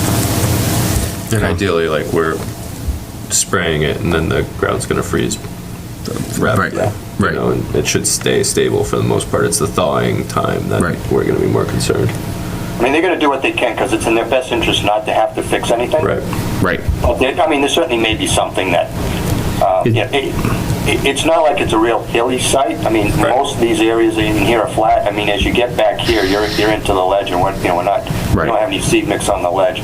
This is the only real slope area. And like I said, they're gonna straw wattle that, so they're not contaminating there. So is there an extra cost? What if they do have to come back and fix something? Are we going to get charged? And these straw wattles, is that an extra cost? They probably didn't have that in their original budget because they were anticipating to be done before the end of by now. And so has there been additional costs because of that, or will there be additional costs? No. So they're just covering it, or who's? Obviously somebody's paying for it, but the town's not, right? the town is not. No. Okay. I just want to make sure we're protected, because we weren't the ones that caused the delay. That's correct. And so we shouldn't be incurring any additional fees. No, we will be holding money on their overall contract amount until this work is done. Okay. So there's going to be a little lull in the work that goes on there. There may be punch list work going on, excuse me, and any kind of warranty work. But pretty much from their intention is to be off the site sometime around Christmas with any site work, and then come back, April 1st plus or minus. All depends on weather. On weather. Yep. Okay. And then wrap up by the end of June. Is that what I heard? Yes, yeah. And I say June 30th because that's the last of one of the seed mixes that can be installed. And then obviously after that, there's the growing and the 1-year warranty period and the maintenance and so forth. So that's still part of the contract. Okay. And when does that... Getting it installed is the extension we're looking for. And when does that 1-year growing period start? After it's all done, or does it start? I mean, when does it start? Yeah, it starts when it's installed. Okay. So if some of the plantings are... You got some trees that are installed already, so they're sort of on, their warranty clock is going now. Okay. But anything that hasn't been installed, the warranty clock doesn't start. Gotcha. Okay. To your point, are there other things that are tied to the final approval, warranties or anything on any of the work? Or, I know we keep talking about the unfinished part, but is there anything linked to the final approval that starts a clock ticking on? I think what Steve was saying is the clock for each item would start after it's installed. After it's installed? Yeah. There is nothing tied to final approval? No. Okay. There's still plantings to be done in front of the north retention pond along the sidewalk? But that'll come in the spring? I don't think there's any... So there was a row of hedges or something. It was like the...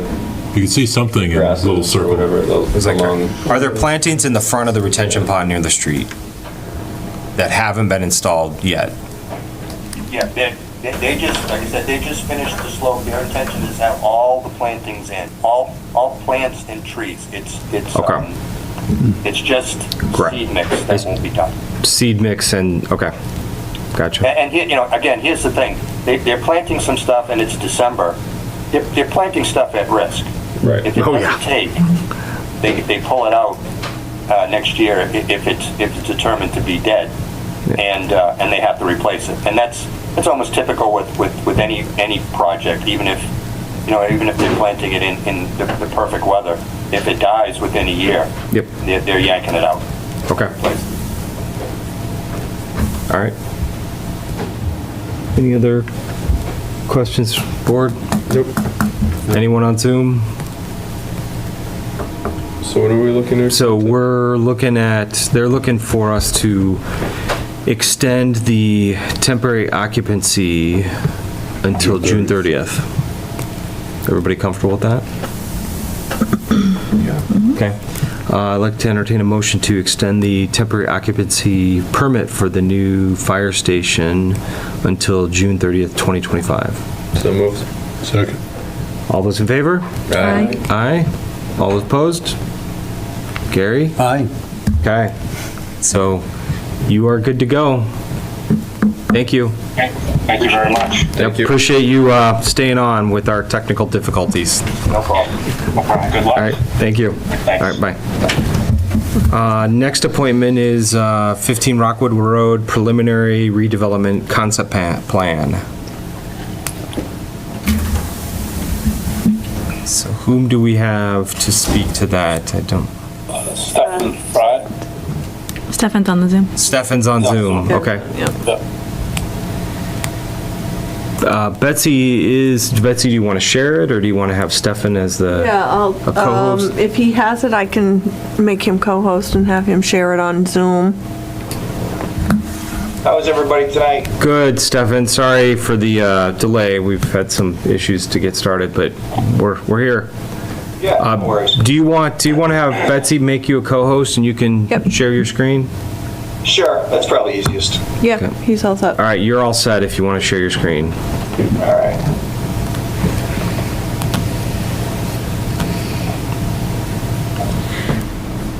Okay. Okay, we can see it. Okay, perfect. Yeah, thanks again, everyone.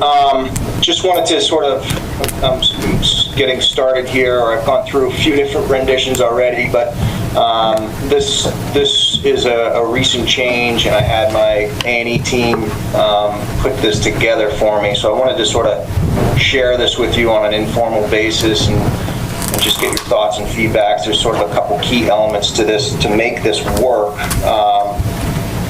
But as everybody knows, the existing building currently right up against Rockwood Road, currently I have 2 apartments and 1 commercial unit there, so 3 total units. And then, well, let me back up. So my initial intention was to demo this. I met with the historic committee a number of times. Had some really good productive meetings with them, and ultimately at that time I felt like I was going to need to demo the building. And so they, and I also said that, you know, putting a demo delay on it, really, I'm totally fine with, because it's not going to impact my timing. So they did. They implemented a demo delay, I think, in August, if I'm not mistaken. And then I kind of went to the drawing board and I started doing different design schematics and different ways of putting the site together with the intention of using the Commuter Rail Communities Act that you guys obviously recently passed, and trying to get a ground-up development on this site. So that was my initial intention. Started to play with this, play with the site, talk to my engineer, talk to my architect, and ultimately I came sort of full circle and said, you know, maybe I can keep the building, make the historic committee happy, and I kind of have a soft spot for historic properties myself, so it was kind of a win-win. And take the back piece of the land and do 8 townhouses. As you can see here, they're all 2-bedroom, single-car garage, 2-story units with a basement and a walkout patio. So this is an early, very sort of rough preliminary engineering design here, so it's by no means has everything in here, but he did, you know, I needed him to tell me that we could fit stormwater management, we could fit septic, and stormwater management that's above ground and below ground, because the site is, you know, it's not large enough to just do stormwater basins, above ground stormwater management, so we had to do some Caltech fields here and here. Oh, I'm sorry, this is septic, my bad.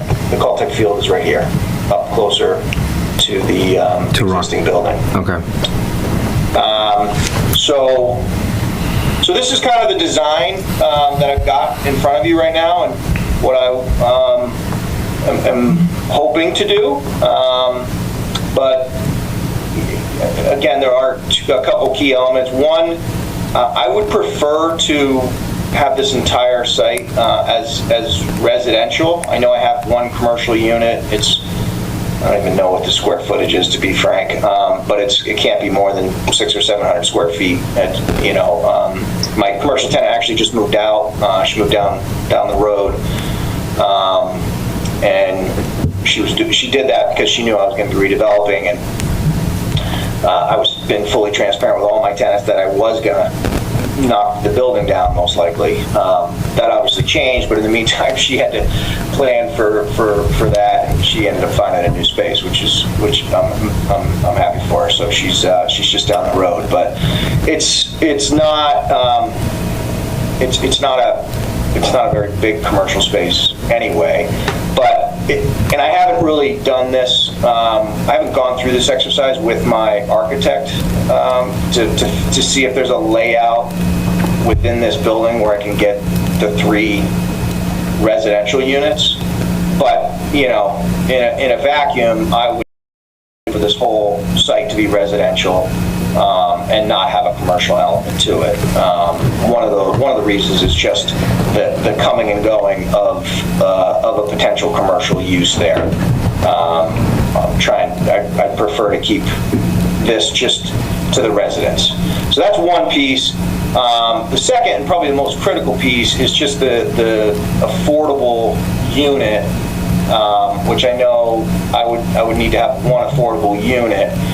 But for this to really work, to incur the expense to build these 8 townhouses and keep the existing, and again, I don't have an exact plan of how I would renovate the existing building, but I would obviously need to put some significant dollars into the existing building. I don't know exactly what that looks like, but certainly, new siding, new roof, new trim, all the exterior stuff you would expect, and then, touching up some of the units themselves. Those are actually in better shape than you would think, but certainly an exterior renovation. So my hope is that I could use one of these units in here, one of these apartment units, as the affordable unit to comply with the one affordable unit that I would need to have for this development. And again, the townhouses, these 8 townhouses, my plan would be to sell these 8 townhouses as condos, and then I would keep this existing building and have these 3 rental units. I don't know. Okay. I don't think we can mix and match an affordable rental for a, because if you're selling the other units, and I don't know, that would be something we got to look into. Yeah, I don't think 2 projects. That's one of the reasons I wanted to bring it to your attention. I don't know the answer to that either. Because it's like, what Gary Sullivan was saying, it's almost like 2 projects. You got the one project, which is your 8 townhomes that you're looking to sell, but then you got the second project, which is renovate your existing building as rentals. And so, I mean... The rentals do count as affordable units for us for affordable unit counts, but it's a separate... It's not actually building... Yeah, I mean, you are generating affordable units, right? It is. That's where we would. I actually think you get to use all 3. If it's 3 rentals, you'd be able to get. Yeah, you get to use all 3. We would. It expires after like a year or something like that? Falls off? I don't know. No, I don't think so.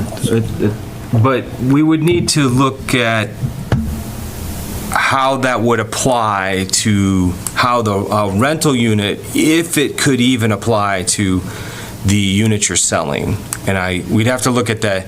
But if it were one building, it would be clear. It's like the 3 rental units, if there were rental units in a building, would be the affordable units, right? So if you have, so it's just in a hypothetical, if this are one building. If it was one building. Net new, right, with 8 apartment or 2-bedroom apartment units, and then 3 2-bedroom or 1-bedroom rental units. The rental units are the affordable units if it's a single building development. It's my understanding, right. No, listen, I think it is a question that definitely needs to get addressed, because to me, it's one redevelopment of the entire site, you know? It's trying to pull it all Locked in together. under deed, right? They can never change use again. It never goes back to commercial. It can never be anything else once you're locked The in. fact that I would be planning to sell the 8 townhouses and keep the 3 units in the existing building is one way to just make it all work. I guess in theory, I could sell those units as well. If it all had to be the same, I don't know why I would, but if it all had to be the same type, because there's definitely developments that have sale, you know, condo units and rental units in them, so I'm not sure why that would be a distinction. Well, it's just when it applies to affordable, that's what I'm concerned about, is how, because, you know, how, we'd have to look at because you're doing this under the MBTA overlay district, and so we'd have to look at how is the affordable handled in that, and can we mix and match purchase? I'm gonna guess there is no answer. Well, I don't know. Rich is on remote on Zoom. Right. Rich, do you have thoughts on this? Yeah, I mean, I suppose we need to ask, well, you know, we'll definitely ask for sure. I mean, we're based it on the total number of units. So I don't know, and we do have mixing. Yeah. So right. So we'd have to. Affordable is affordable, whether it's, I mean, obviously sometimes we have a preference over rental over ownership, but to comply, it may not make, I don't know, I think we have to talk to council about it. See? Yeah, we'll have to look into that, Stefan, and get back to you on that. Yeah, no, I figured. And that's why you're here tonight, to talk about it. Yeah, that's the biggest reason I'm here. Obviously, just all this design stuff up front is time-consuming and expensive, and I just don't want to keep going down the wrong path. If this isn't going to work, based on what I presented to you guys tonight, I'd just love to know it up front, because then I definitely have to go back to the drawing board. Okay. So the dark black lines, those are retaining walls? Correct. Okay. Yep.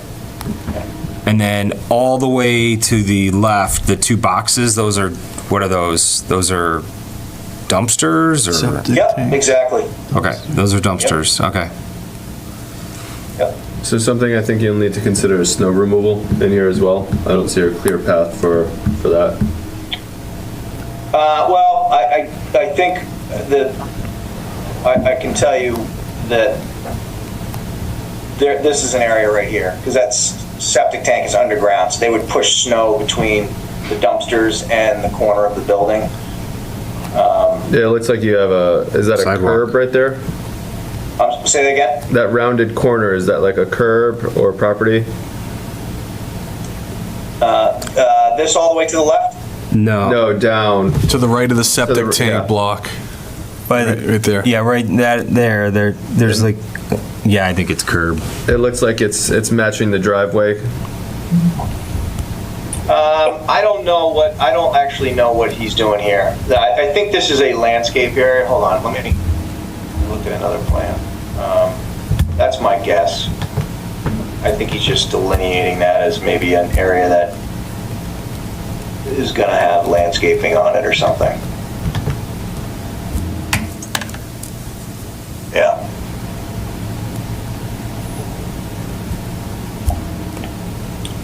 But I'm sure this would be an area, I would imagine, there's some area potentially up in the, up towards Rockwood Road, towards the tracks, that we'd have some snow, you know, some places to move snow to, and then same thing down here,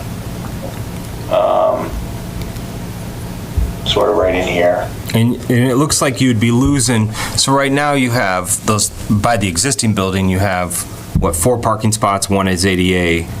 You'd be losing those, and you'd have 2 spots close to the tracks. Is that what I'm seeing? I don't think I'm gonna lose these. This is all just underground, so it gets repaved. This is a Caltech, this is their stormwater, underground stormwater management. So this is all underground. Yeah, I guess I don't quite understand Where's the parking for the existing building? These 1, 2. Right where the cursor is. Yeah, so I would just talk That's to your the driveway. designer, because it looks like he's taking the street and modifying the street entrance to go over those parking spots, which makes it look like you're losing those spots. That's what it looks like. Yep, what Chris just said. It looks like the superimposed Oh, drive. yeah, I see what you're saying. Yeah. Yep, I got you. So just, Yep. you need to confirm that with him, because I don't think you want to or can lose those. Oh, that's his access. Yeah. Yeah, I think I have a preliminary parking plan somewhere, and And then the other thing is you have to make sure you pass this in front of the fire department and police for access. Additionally, just egress in case there is an issue from a fire perspective on any of these middle units, how they egress, and if it has to be from the back, what their access is from the back to a location that is safe for them, especially if there's a retaining wall there as well. And I don't know what the height is based off of this, but. gotcha. Yep.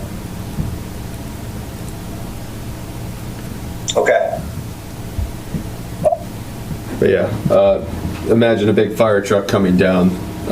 There is no place for them to kind of turn around. It looks like they'd have to reverse out. And I know Chief does not like that kind of situation. Yeah, this is literally almost identical to a site I did in Norwood, and it's that's what we had to do. Yeah. We had a fire hydrant down towards the back of the site, strategically located wherever the fire chief wanted it, and then, but no, there would not be a way to turn around. No. Yeah. Okay. So You then. can't go through to Summer Street. Sumner Street is the street that's shown at the end. Yeah. So I don't know if you could hear Gary was saying you couldn't go all the way through to, was it Sumner? Sumner Street, which is shown all the way to the end of the picture. Right here? Yeah. I mean, I don't know. I don't know how that would work. That's again. Because it's a different development. It's not mine. Yeah, it's not my property. Okay. I think they're gonna ask them to explore that. Fire Road. What other questions do you have for us, Stefan? I don't think I have any other questions for you guys. Happy to answer any others that you guys might have, though. Curious in the audience, are you representing the historical aspect of the existing building? Do you want to come up and make comment? Introduce yourself? Just computer. Yeah, just state your name. I'm Jerry Tasker, and I'm the chairperson of the Historical Commission. And we did meet with Stefan when he applied for the demolition permit for the property. And since it's one of the most historic properties in Norfolk, and that's why we issued the 6-month delay. And we were extremely pleased to hear that he was attempting to save the house and build new units in the back. And we fully support that and hope that he can follow through with it. Yeah. And you know, as always, there are always unexpected issues that you run into that have to, and problems that have to be solved. But we really do support his effort and hope that he can follow through. Can you just share a little bit about the historic nature of the building? Well, this is a walking tour of the center of Norfolk, and one of the main features is the Dupee House. And I can just read you here what the brochure says. 15 Rockwood Road. The house was built by farmer Cyrus Ware circa 1850 and appears on an 1850 map as a store. Sarah Dupee purchased the house in 1866 and through the years ran a restaurant, operated a dry goods and grocery store, sold real estate within the Rockwood Road Historic District. In 1893, the house was sold to railroad flagman George Thayer. For a time, 15 Rockwood Road served as a post office. From the 1970s, it was the home of Frank and Carol Gross, Frank was Norfolk's town moderator for over 30 years.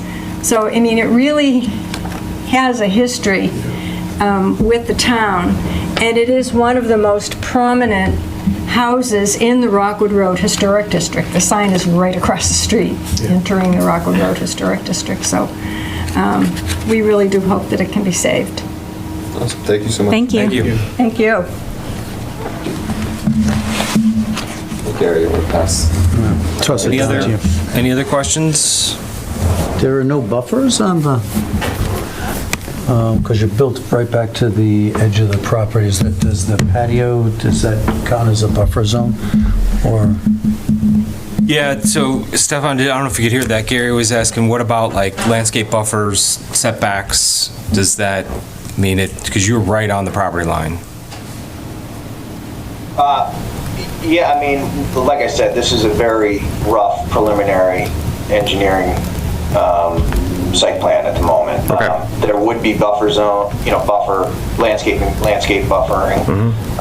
I think we're complying with the setbacks. I would imagine he would have taken that into consideration. The patio, I don't believe, is going to count as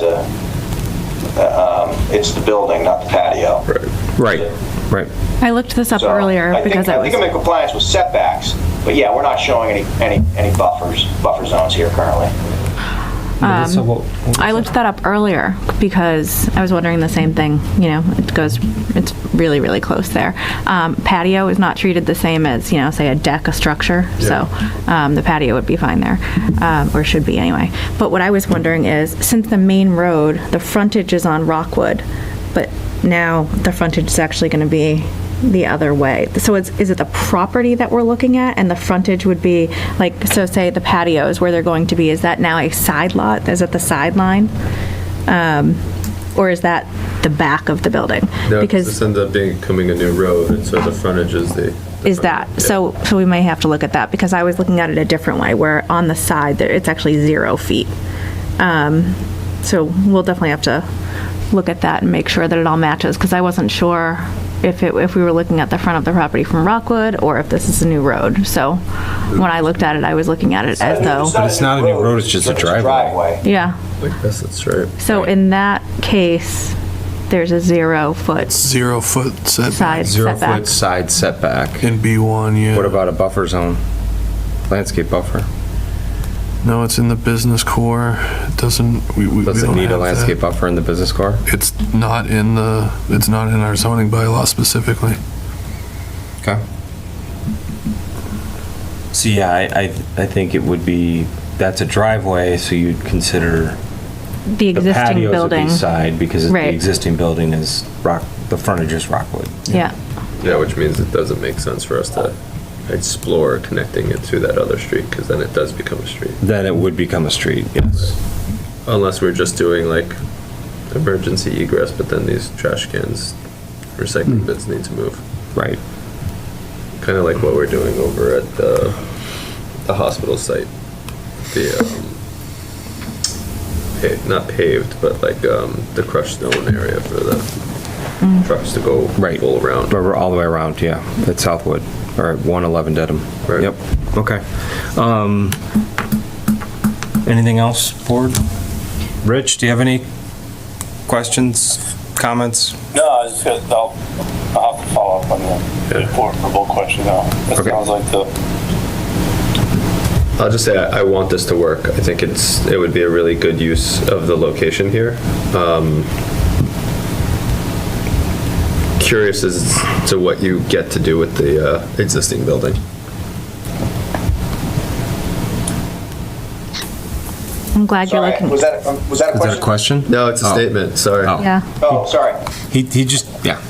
I'm wishing you good luck on this. I think it's a difficult site. I know you've come to us previously with regards to the Montessori, and you're still looking to develop this in some way, and I think this might be the best outcome for this location, and I hope it works. Yeah, me too. Thank you. Melissa, you were going to say something? I am glad that the plan includes the existing building. I love that building, and I'm glad that the Historical Commission got involved, and I'm glad, Stefan, thank you for trying to make that work. It's just such a pretty building and obviously has a lot of history in town. Yeah, I agree. It'd be nice to see it get restored even further. Yep. Okay. Well, I think you got some good comments and feedback, and we'll have to have Rich circle back with you on the affordable piece, and we'll look forward to seeing you at a future meeting. Yeah, sounds good. So, Rich, I'll follow up with you. Okay, perfect. All right, thank you, everyone. Right. Appreciate it. Yeah, appreciate it. Thank you. Okay. All right, bye. Thank you. Thank you. All right, so new business. We have 7 Shire Drive update on completion and request for extension of temporary occupancy, and same thing for 19 Shire Drive. Rich, you want to give us a quick overview? We're running behind, so let's keep it brief.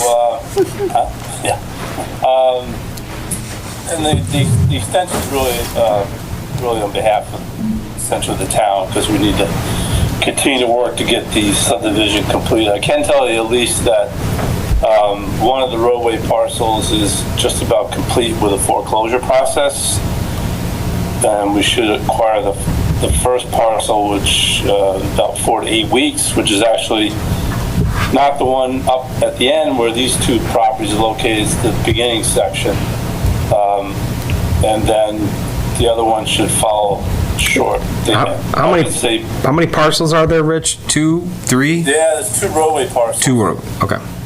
Yeah. I did meet with DPW on a proposed modification, which would shift the cul-de-sac yesterday, and they were supportive of it. They had a couple of comments, was basically just addressing the water line, so I was going to meet with the property owner at the end. At the end of the cul-de-sac is 19 and 20 Shire. 20 Shire was purchased by 19, Dennis Brolin, so he actually has control of both properties. And the old which was the structure that was there, that was never occupied, was torn down, so that's no longer there either if you ever gone up there to see it. So by that coming down, it's given us another option, so I'm going to reach out to him to see if he supports it, because we can't complete the cul-de-sac where it sits because it would 17 Shire, it's basically at their front doors. They wouldn't have any. Their sidewalk is in the temporary cul-de-sac layout, so it's not an option for us. So we're looking at an alternative layout for the cul-de-sac at the end. So. Yeah, and hence that's why we can't finalize Shire Drive because we haven't foreclosed on it yet, and we can't close out these. We can't close out 17 and 19 because the temporary cul-de-sac's on their property. Correct. But we have a plan that will work. We have a working plan that we're trying to get hammered out here. We are. When does the temporary expire? So it has to come before us to an extension. So their temporaries expired next week. I don't think we have a proposal for an extension, do we? So what's your propose it out 6 months, a year? Yeah. At most? I would say 6 months. 6 months. So June. After June. Or after our June or July? Maybe do it after a week after the July meeting? Well, you could do June, I'm just saying like the week after. Week after the June meeting? Yeah. 17th. I mean, I don't think we have any choice but to extend it. I mean, it's. No, we have to unravel it, so yeah. Right. Can we do it without a hearing or an application? Can we do extend their thing. We're just expending their occupancy permit, yeah. Right, but there's no request for it. Like, we just had a hearing for fire station to extend it. We didn't have a hearing, we had an appointment for it. Right, we don't have an appointment for this. We don't need one. We don't need one for that. Yeah, no. That's fine. How is it different than them? Why do they have to? Well, the difference is, I guess, Eric, I would say, is we're kind of driving the bus on this, unfortunately. Well, this is the town. I mean, it's us. They can't get it because of the town. So the town is at fault of reasons why they can't get their occupancy. And and they had an appointment because we needed to have Mr. Kirby here and Mr. Champagne from the fire station committee. And Right, so but that's we had the proponents of these two sites 6 months ago when we made them extend it. Right. And so, but it's out of their control. Right, They don't. I get that. Yeah. But the appointment's only a tool for them to have time with us. You know, we don't necessarily need them to make this decision. This is a decision that we have to make. And I know Rich has been keeping them informed that I think we all got an email that he notified them that we're meeting tonight. Yeah.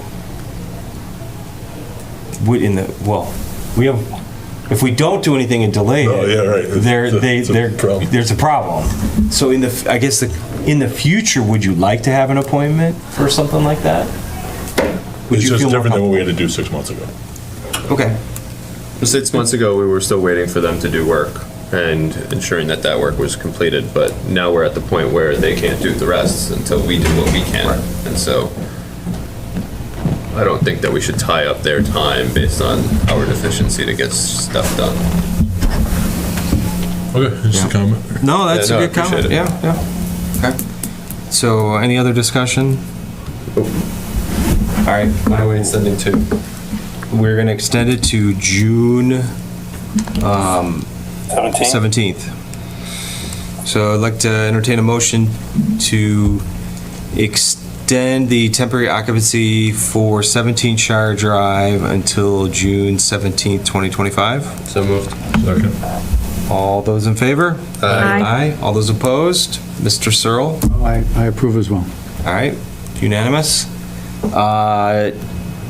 I'd like to entertain a motion to extend the temporary occupancy for 19 Shire Drive until June 17th, 2025. So moved. Second. All those in favor? Aye. Aye. All those opposed? Mr. Searle? Aye. Thank you. All right, so those are done. We have meeting minutes. Yes. I would like to make a motion to approve the planning board meeting minutes from November 18th, 2024. Move. Second. Sorry. All those in favor? Aye. Aye. Aye. All those opposed?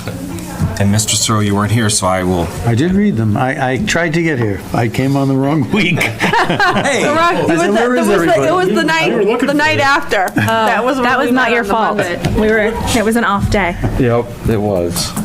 All right, so next is, before we get into all these zoning, are there other things that we should just wrap up quickly? Because I have a feeling the zoning might be a little bit. So, we got to endorse the plans for Ariana. Do you have that with us tonight? So we'll do that at the end. Discuss, Rich, are the Medway branch, is that quick? Yeah, it is quick. Let's do it. I did talk to the engineer, so in terms of, because you asked the question whether it put us on the hook if we did this section of it, and the answer to that would be no, because it's a multi-phase project, so we're doing a multi-phase project, so this it wouldn't trigger a commitment to do the full project. Okay. All right, that's the answer. Okay, that works. Any other questions on that? Bristol Pond. So Bristol Pond Estates, my recommendation is just draft a letter on behalf of the planning board to have him come in or appear to get us, when he intends to get the streets accepted. And I contacted the developer back in the summer. He said that he was waiting for one of the lots to sell. The last lot is sold, the house is under construction, so that condition, if you will, to get the roads accepted should no longer be an impediment. So I called, I haven't got any response from him, so I'm thinking that maybe a letter from the planning board will motivate him to respond to us to move this thing forward. It's been hanging out there for way too long. Yep, that sounds like a good plan. Let's send a letter and he can start putting together his plan before spring, because that way, he can move forward in the spring. Is there an association with this one too? No, there isn't. Okay. Okay. All right, zoning.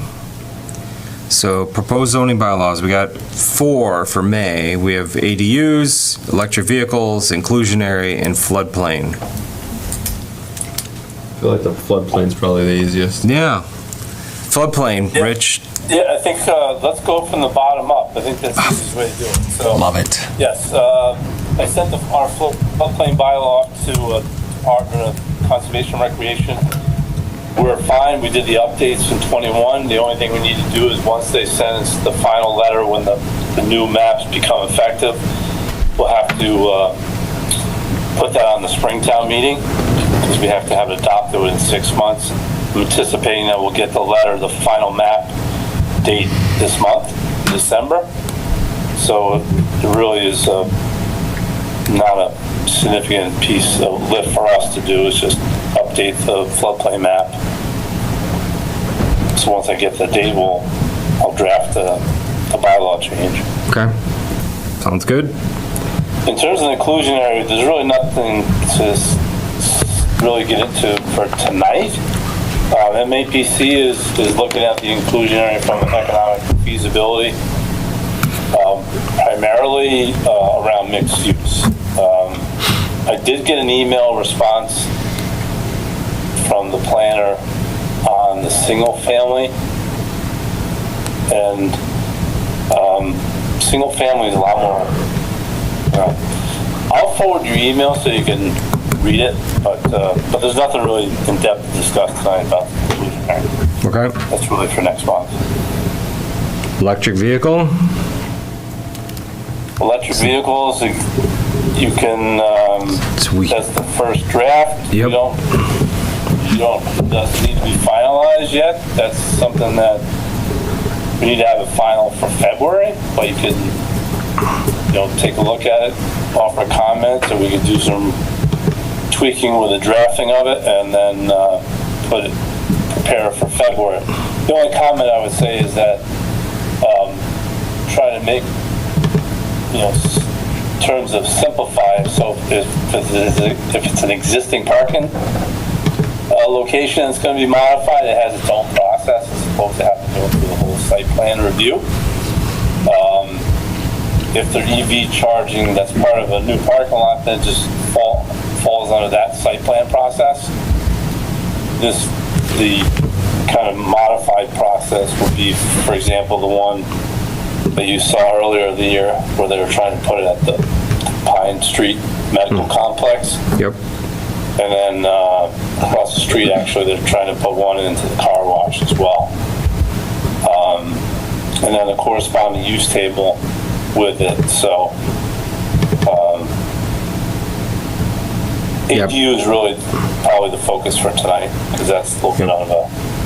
So the EV, his draft, Rich did the first draft. It's in the Google Drive. I made a few comments. At a first pass, it looked pretty good. One of the questions I did have that I wanted to bring up is, I think you had said, like, in the, residential was level 1 and level 2 by right. In the commercial districts, it was level 3. But can they do a level 2? Or are we just saying it has to be level 3? Because then if it's level 3, they can always step it down. I mean, you can always have an adapter. Yeah, that's a good question. Because it looked like level 1, level 2 residential, not a problem. Level 3, though, was the only option at the commercial. They couldn't do a level 2. Yeah, no, it should be able to do 1, 2. And then, sorry. In the chart, that we update use table? all the time. Yes, thank you. In the use table, it does not specify that it's level 3 for commercial, so I just wanted to call that out so we can make them match. It just says electric vehicle charging station, that's it, and that's for... Oh, I see what you're saying. We should have 2 rows. It is 2 rows. It is? One of them says level 1 or 2, the other one does not specify any of the levels. Okay, so we just need to make sure the description in the use table aligns with, yep, okay. Yeah. So, just curious, based on the conversation that we had around those topics, my understanding was that there's going to be new standards coming out very shortly in the future with regards to charger types and adaptabilities and levels and all of that stuff. Like, do we shoot ourselves in the foot by calling out specific levels at this point? Or is there some sort of auxiliary way that we can refer to these and kind of future-proof our authoring of this so that we're not coming back a 15th time in the next year to update the use table or the bylaw? And what benefit do we have by designating whether or not an L3 versus L1 or L2 is approved in a certain zone or not? Because I would think that it would be the electrical authority. And Mr. Diamond, since you're on the call, you might be able to provide some insight into this as to what makes sense at a location or not. Hi, Mr. Chair, this is Peter Diamond over at Seacock Street. I'm also the electrical inspector. Can you all hear me? Yeah, it's really hard to hear you. If you could speak up as loud as you can. I'll try. Let's get closer. I don't think that we should regulate level 1 and level 2 charging in residential or commercial. Level 1 and level 2 is electrical vehicle supply equipment. The charger is actually in the car. Level 1 or level 2 just provides electrical power for the electric vehicle or the charger to work within the car. An electrical vehicle charging station is different. That's similar to what they're trying to do down at Pine Street. That's actually a station with high voltage DC chargers. That would be an electrical vehicle charging station. I just don't feel that you should regulate level 1 and level 2. Some of level 2 charging is actually required to be installed per the energy code on some multifamily dwellings, for example, and single-family dwellings. I don't think there has to be language in here that an electrical permit is required because that's already required by law through the Massachusetts Electrical Code. Any wiring done on any property needs to have an electrical permit, whether it's for an electrical vehicle charger station or if someone's putting a light fixture up on the outside of your house. It all requires permits.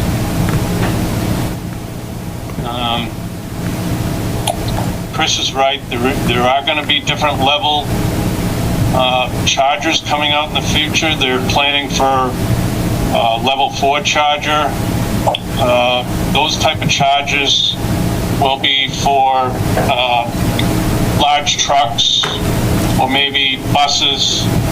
So maybe in the future, probably far out, maybe the Holmes bus facility might start converting to electric buses. And maybe they'll need a level 4 or very powerful level 3 electrical vehicle charging station.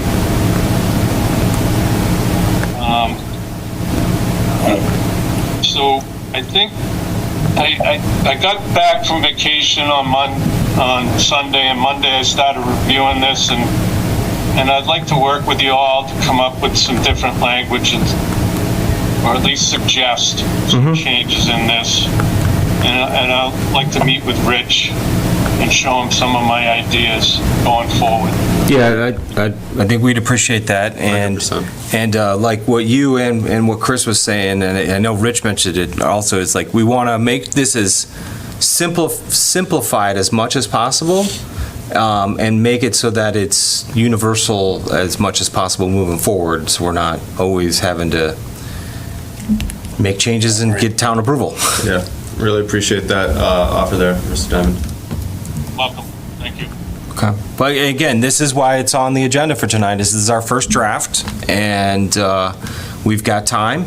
So if you can, Peter, if you can get with Rich here in the next, find a time in the next few weeks before our January meeting, then we can look at another draft of it in January.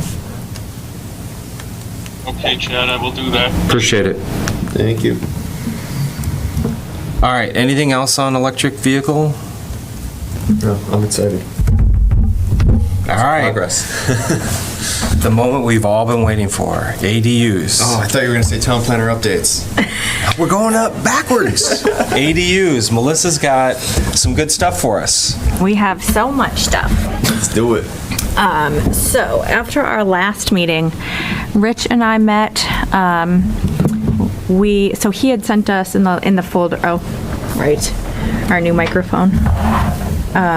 So after our last planning board meeting, Rich and I met for a couple of hours to go through all of the information that we had gleaned from the other ADU bylaws from the various towns that he had saved in our folder for the last meeting. That he pulled together for us. So he had already gone through them. I went through them all, pulled out kind of what I thought was most applicable to Norfolk. And we've been working on the definition of what ADUs are to us, because I feel like it's different than the state's definition. So we have time to work on this, but we just went back and forth on that. From there, we met with town council and our building commissioner, Bob, and went through any of their concerns. At the time, we didn't have the latest guidance from EOHLC, which we got, I believe it was yesterday. Yeah. And it's actually just a draft. They are not planning to have their final guidance until, I forget the exact date, but it's the beginning of February. So we are charging on with what we think is going to be needed. We might have to, if there's anything, so far with the guidance that came through as a draft, I didn't see anything that was concerning. I haven't talked to anyone from town council yet to see if they had the same feeling about it, or Rich, I haven't had a chance to talk to him either since it came out.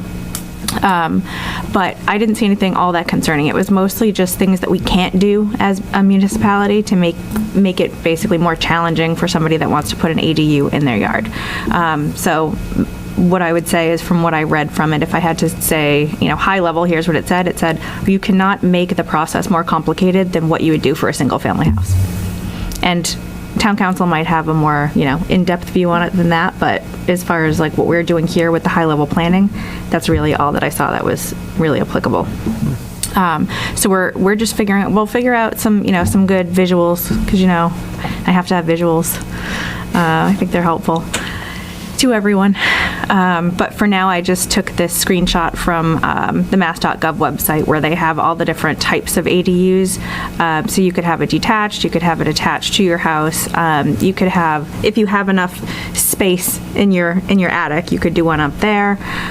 You could do, if you have a walkout basement, you could convert that. There's a lot of different options that folks can do. I did notice in a lot of the other town bylaws, which, by the way, were all written and adopted before the new state law came into play. So there's like some things that they were able to customize that we can no longer customize, that I'll tell you about in a minute.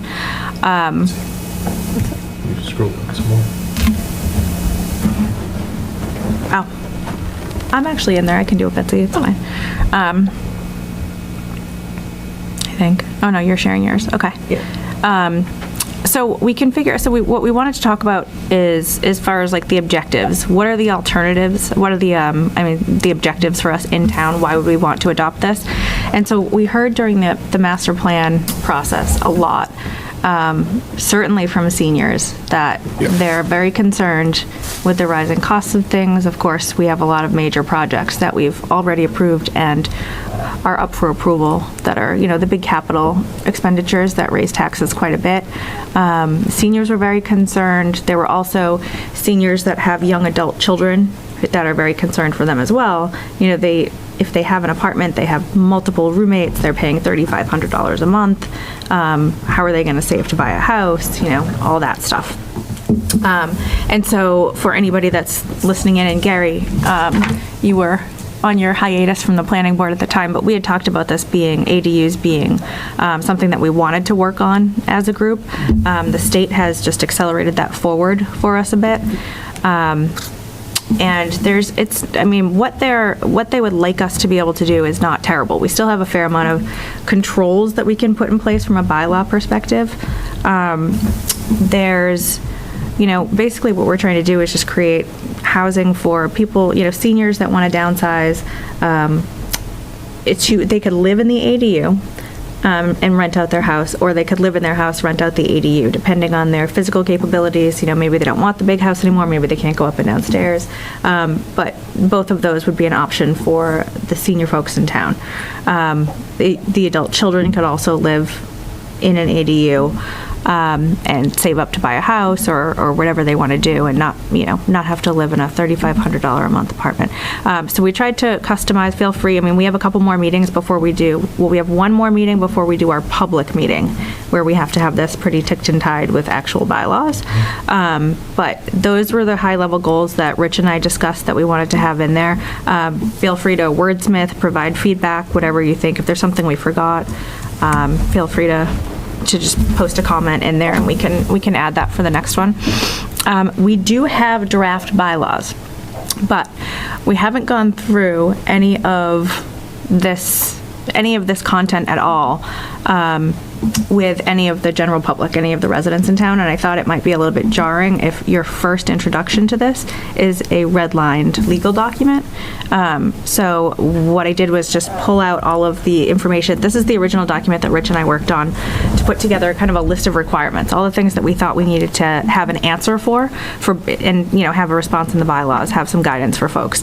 And then I pulled in some of the concerns that Bob Bullock, and then I also have some information at the end that I pulled from the bylaws that are still in draft, but I just wanted to have everything in one place that was more user-friendly and just have comments versus all the red lines, and that gets messy and people don't really like to see that. So instead I just put comments over on the side. So what I'll tell you is the first thing that we wanted to, so now you can have, by right, you can have one ADU in a single-family residential district in all the towns in Massachusetts.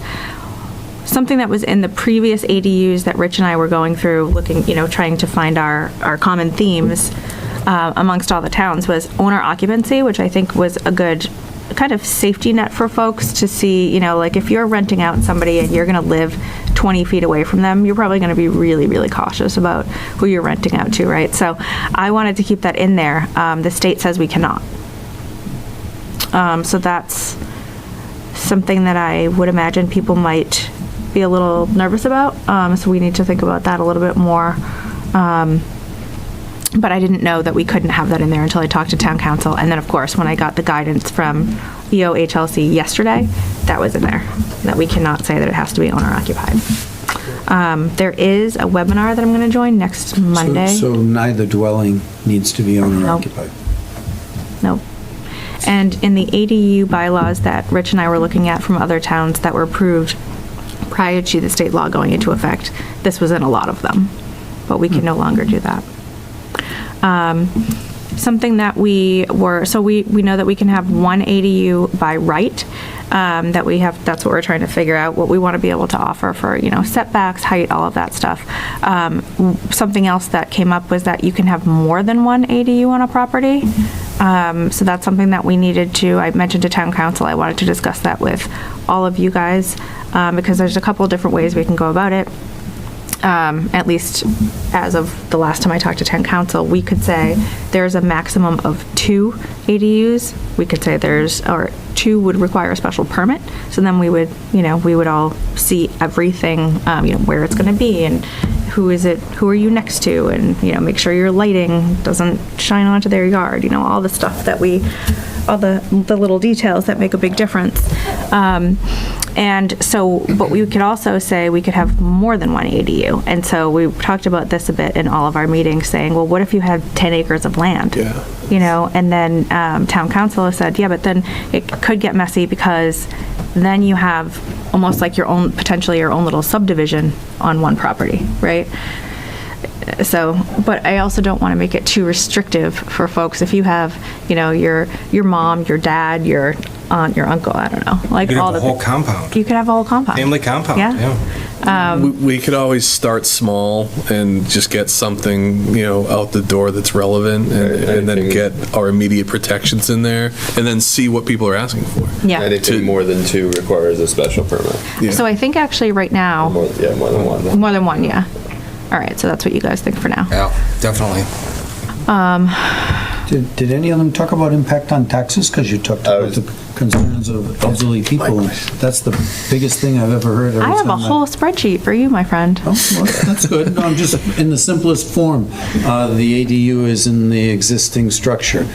Would you say the taxes go up based on what you... Yes. It They does. generally Wow. go up. Yeah, shocking.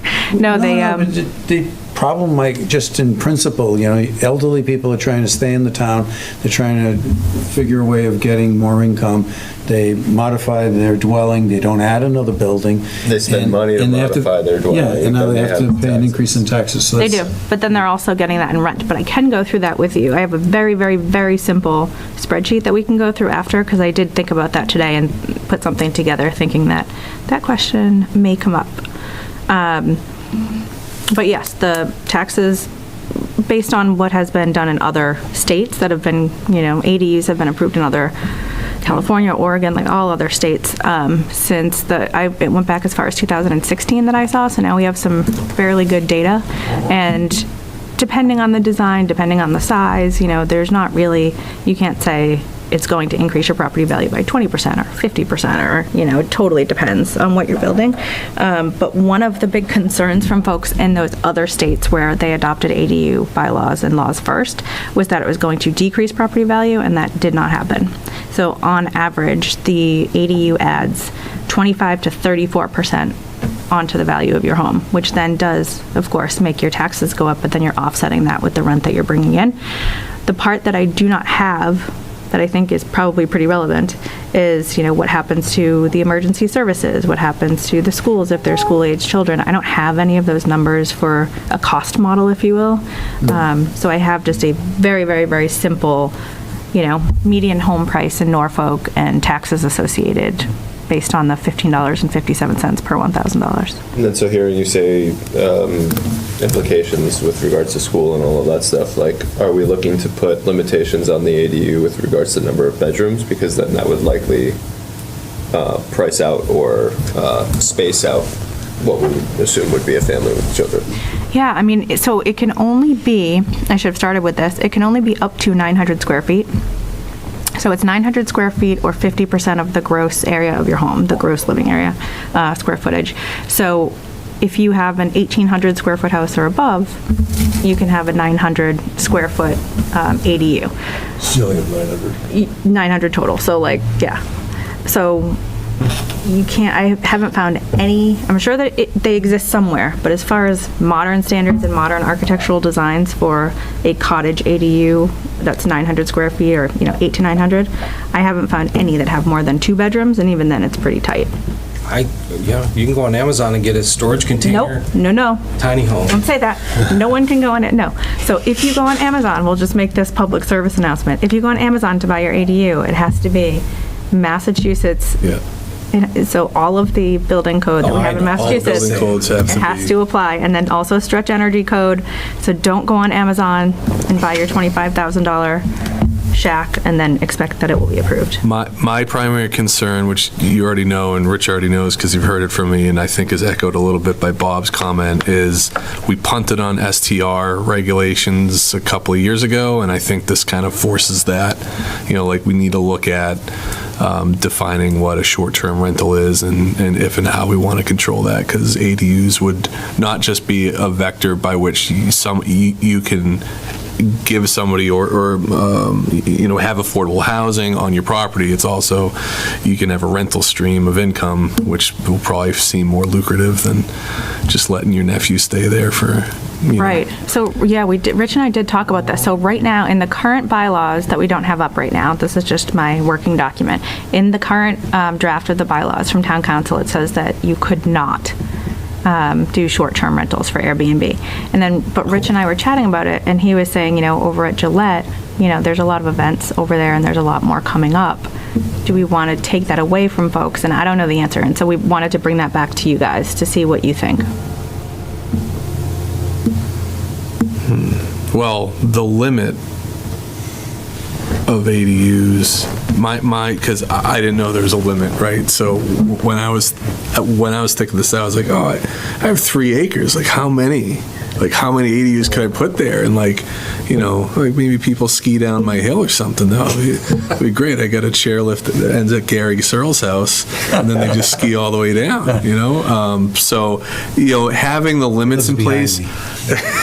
So, it's hypothetical thinking. I still don't really think we need a short-term rental policy in town, and it doesn't sound like this is going to be the likely result of ADUs either. So maybe we get to look past that. And for something like the World Cup at Gillette, we see what comes about and then learn from it and adjust then instead of trying to regulate up front. Yeah, it would be a temporary issue for us to have to deal with and something that we can use as a learning experience. I'm a big fan of that. I'd rather allow the use and fix problems as they arise. Open-ended, just leave it open-ended. Away immediately with We don't know if we have a problem yet. Exactly. So why try to fix something if we don't know if it exists? 100%. I think there's less of a problem that's going to occur with the people that are actually building the ADUs in downstream when they finally move on and they sell all those houses that have ADUs, and you bought a house and half the houses in town have ADUs. I think there's a different issue that's going to arise. That's a really good point. And there is Gillette consideration, and who knows? But I always thought it's just to help elderly people stay where they are. And I think that's where the focus should be, try to enable that. And I've heard that comment quite a bit from others in town. It's like, look, I have a mother who I would like to live nearby, and if I could allow this would be great. Mm-hmm. So I know those people are waiting for this to come. Bob actually said he's received some calls about it already, but of course there's a law in place, but there are no bylaws in place, so I believe he's been telling them to. And I'm finding some really cute 900 square foot, like 2 bedrooms on here. I can send you so many. This one in particular is gorge. Scroll down to the bottom. I have some pictures because that's how I roll. And then, so we must have a separate entrance. Yep. There was something that was in another town's bylaws that I liked, which was, and I don't know how you guys feel about this. So there's very specific requirements about having a separate entrance, and you have to have the proper egress and all of that stuff. But then there was also something that is optional. We do not have to say this, but stairways to entrances located on the 2nd or 3rd floor must be enclosed within the interior of the building. The reason I put this in here is because I think that then it doesn't look like we have apartment buildings everywhere, which I think people are going to be a little bit nervous about. If it's enclosed within the building, then and this is not a detached, obviously. This is if you're doing 2nd or 3rd floor unit. And then having stairs on the outside, it looks like an apartment building. Do we want that? Or I don't think that really goes with the look and feel of the town, but. So instead of having just a metal staircase outside, you're talking about it needs to be enclosed. Inside the building, or, Does that have to be separate? Separate staircase to that? When you said separate, it made it sound like it was isolated from the other dwelling. You don't go through the other dwelling? Is that what you Yeah, common understood? stair to the attic, or is it a separate? No. So it has to have a. It has to be separate. Yeah, I mean, you can use a corridor. I forget how they worded it. You can have a shared corridor, but you have to have your own entrance into your place. That is. You could have a shared corridor, but there'd have to be an entrance into the main dwelling unit and then the accessory dwelling. Right, but you can't go through the house to get to the... Yeah, you can't go through the house to get to the attic. No, that wouldn't work. Yeah. So then you need a separate interior built staircase. You sacrifice some space on a lower floor to create a separate stairwell. Or you create a stairwell that's enclosed on the side or the back of the building, Ooh. Oh, yeah. It was You common. said it has to be enclosed, That's right. So when you're saying Just go to enclosed, now you're South talking about an enclosed stairwell on the side of the building. So instead of having I take it back. a metal staircase. You have a... It's common, though. I I mean, know, I see it in Rhode type of Island. unit, actually. you need to get away there. Oh gosh, see, this is why words matter. All right, we need to think about that one, but we have a little time. there's a printing shop in Cumberland, Rhode Island, where the printing shop is on the bottom, and there's 3 apartments on the top, and there's 2 enclosed outdoor. And it's like shaped like the stairway? Yeah. Ugh, okay, never mind. Maybe that doesn't Scroll work. up to where you had the utilities. Well, that's why we're talking about it. Yes, exactly. What's that? Can you go up to where you had the utilities? Oh, sorry, Betsy, that's you. I was trying to scroll up, but it's you. How many can you fit? Utilities, so I think it's back in the word, so on It's like page 2. Yeah. So you get one on there. It said gas, electric, and water, but it doesn't mention septic. Oh, yeah, so Title V was on there separately. Separately? Okay. But it's the Title same, V so. is, it has to adhere to Title V, but it Yep. has to adhere to Title V from the perspective of it doesn't have to be separate. It can be included in the original house's septic system, which means it just has to adhere to the bedroom count. Right? So Right. if you're adding an additional bedroom, you have to make sure that your existing septic system can take that capacity. Yeah, and then so Bob wanted to make sure that we had, specifically that they have common access to the utilities too, so that it's not, say the person that owns the primary residence is on vacation somewhere, and then the person that's in the ADU can't get into the home to go, Trips a breaker. Yeah, exactly. All of that fun stuff.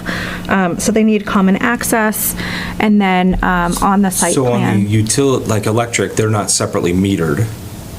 They're feeding off of the house meter. So it could be separate. It could be. I mean, if it's. Could be a separate meter if okay. But if it's not, then you have to provide common access. So that means if your breaker's in the garage, they have to have access to the garage. Right. So all of that. Sub-panel, you can run a sub-panel. Right, Yeah. but if the Without the 2 sub-panel's meters. flips, then they No, have... the sub-panels for the ADU, Peter could speak better if he's Yeah. still there.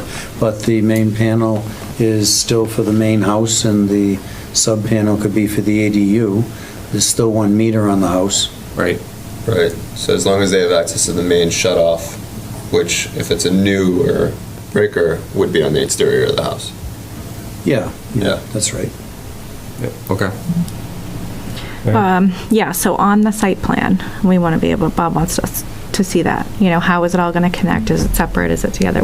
All of it mapped out, which I think makes sense. All the utilities, Yeah. whether it's gas, electric, water, yeah. Yep.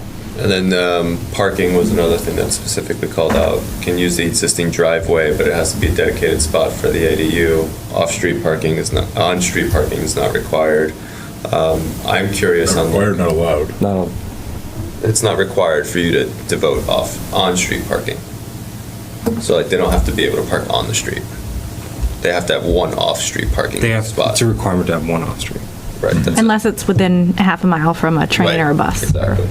And then, we would want to dictate whether or not a driveway was required or how access is, if it's detached. Right, so we discussed this, so in the draft of the bylaws as it is now, town council has it in there as you would, I believe, Rich, correct me if I'm wrong, but I believe it says that it would have to be within, your existing driveway. You're making, essentially, either you're making or you already have a spot for that car.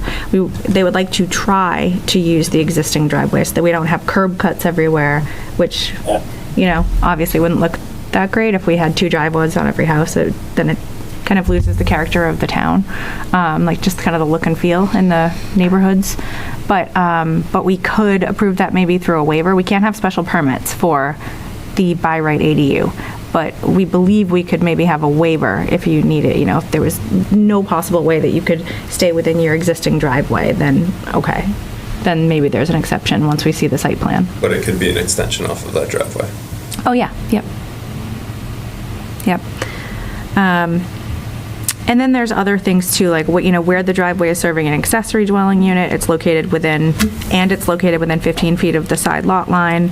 Then you would have to have a buffer zone with landscaping. So we can add some things like that.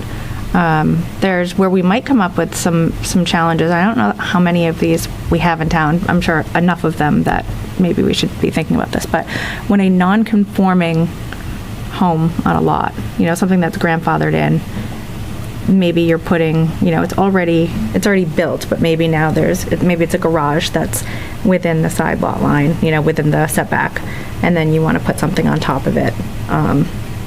Then, there's going to be some kind of tricky situations like that where maybe now there's a second floor where there wasn't before, and now somebody's staring right down into your yard or your pool, whatever. I'm sure there'll be a couple of tricky situations like that. I don't know how to address the second floor issue because, unless you're getting 30-foot tall trees, it's not really going to help. What does the state say for, they don't have guidance on that yet, for non-conforming lots? No. I figured, okay. They do not. We talked about dimensions. Setbacks, Bob's recommendation was that he would like us to try to keep it as, the same as our setbacks that we have currently. I mean, ideally, that is great. That sounds, that makes it very, very easy. As opposed to setbacks for like accessory buildings? Right. Huh. I think we're gonna have to have some modification on it no matter what, because even on an acre lot, if you're considering, based on the positioning of the home, like where you can put it, you're gonna get really close to those in some situations. Yeah, I mean, it's 25 feet, right? And then, so It's like 50 from the front, 25 from the sides. I'm a residential 3, it's like 100 from the front. Yeah. Oh, really? It's a lot. Yeah, and then if you're next to open space, now it's 30 feet. So we talked to, so we just have to figure out, is it, again, it can't be that we're sending them to the ZBA and we can't do a special permit. So can we do a waiver in those cases when we look at the site plan and, look at the abutters and see if it makes sense? What do you mean by a waiver? What is that? So Rich mentioned this because we can't do special permits for the one ADU. The first one has to be by right. So we just have to have rules in place, right, for them to be able to do. But we can require a site plan, if I remember correctly, Rich. Yes. We can require a site plan for all of these, at least for now. And so, but I guess help me understand what is the waiver doing? Because it's not a special permit. So if their site plan comes in and that ADU violates the setbacks, so then we have purview to give a waiver to allow them to do that? Well, so normally I think then that's when it would go to the ZBA, but what Rich, I don't know if it's a matter of terminology, Rich, a waiver versus a variance. Yeah, it would give you the discretion. It would be, I don't know if we do this or not, so I have to find out. Okay, all right. Clarify, but give you All right, discretion. I won't go down that rabbit hole since we don't know if it's valid. All right. Yeah. So for now, what we've talked about is just keeping all of the setbacks the same. There is something that's tricky though, because if you have a corner lot, those corner lots that Oh yeah, with come up so often, two front yards. with 2 frontages. 2 front, yeah. Do you just Told you it was gonna be pick easy. one? Yeah. So then it's, do you just like does the homeowner pick which one? I don't know. I think we're gonna have to end up with like a diagram of the setbacks similar to what we have in the bylaws already that include ADUs that are detached and where they can be positioned. Yes. I do think there's a lot of benefit into trying to keep the setbacks Yes. the same as what we have now, just so we don't have a whole nother set of rules. Right. But we need to look at that. Yes. Agreed. Okay. think about all Did you run that. across anything that had breakdown of the ADUs that had been built? Was it a conversion of interior space, pre-existing space? Was it an addition to a house? Was it a separate structure? You know how this has evolved in other towns? I know that it's all of the above, but I don't know the breakdown of percentages for, Yeah. you It know. would seem to me the last thing you're going to do, but I don't know, as an elderly person, speaking for the elderly people that used to run this meeting, no, I would just think that that's the easiest build-out to do, either inside or just build an addition on the house. And even though we all have this picture of, oh, it's like a huge shed in my yard, I don't see that happening that Right, much. in-law apartment is really, I mean, Yeah. that's what it was called, right? And then the ADU, the way that we're talking about it, where you think this detached accessory building is known as a granny flat, you know, but it's really the same thing, whether it's an in-law apartment or ADU, that's, in this case, they're all combined, so you could just build onto your house. Or convert your garage. Or, yeah. I saw that. yeah. I mean, Above the garage, it could be a walkout basement. I don't know if it could be a basement that isn't a walkout. I'm sure you could figure it out with egress, maybe you have to, it's a whole thing, but a walkout for sure. Okay. Yeah, so there's lots of different options, but that's a good point, Gary, because it's not just a detached building. It could be just an addition onto your house or converting existing space Yeah, that and you I already think that's the have. most expensive option, and if it's to enable elderly people to stay in their houses, I just don't see that expenditure. That's the extreme for it to occur. To build a completely new one, right, is But- what you're saying? Yes, yeah, to build a complete separate structure, but although that was the intent at the state level, that may not be how it unfolds and how it's actually used, because you're saying everybody has the right, if you have a single-family house with a lot, you have the right to do this in any of the forms. Right. Yep. I think if it is an attached unit, it still has to be built towards the standards from a setback perspective of the original, so that kind of helps us from that perspective.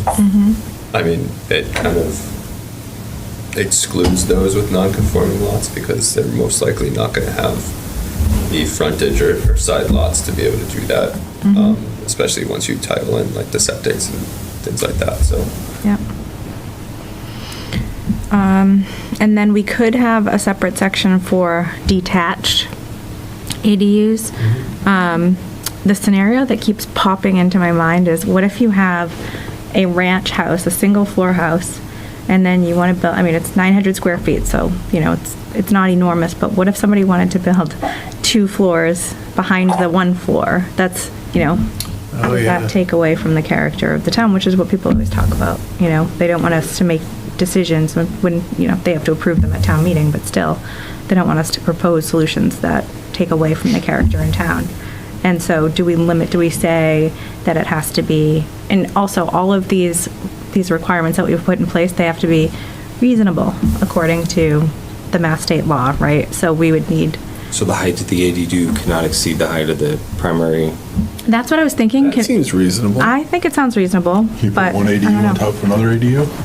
Oh, gosh. But I mean, then that, That's a 2DU. We're talking about 80s. Two UU, 2-up unit.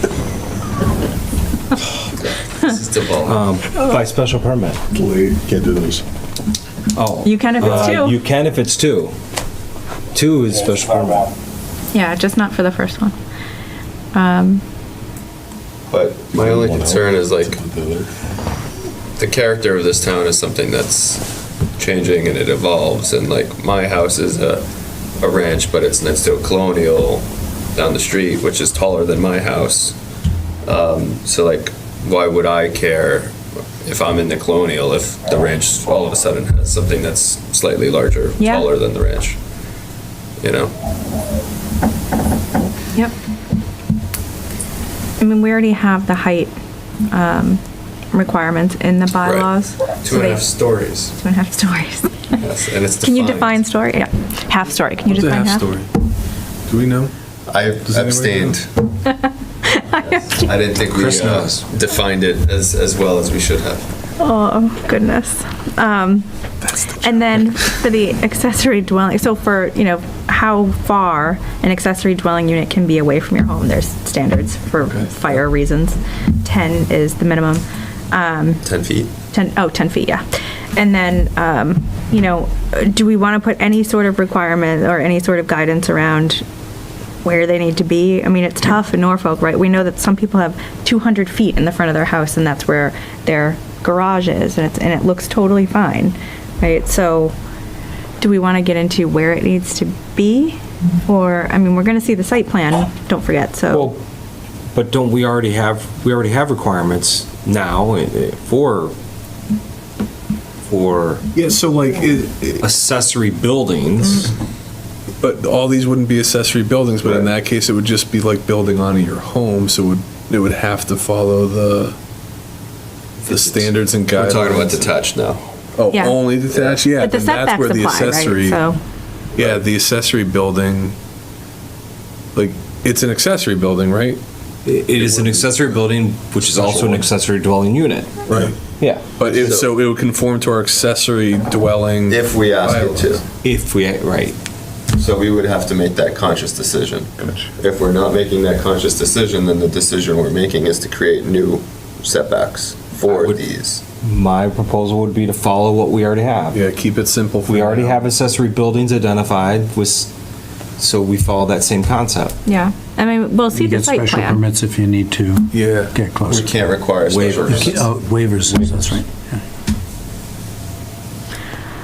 Accessory building. Accessory building could be up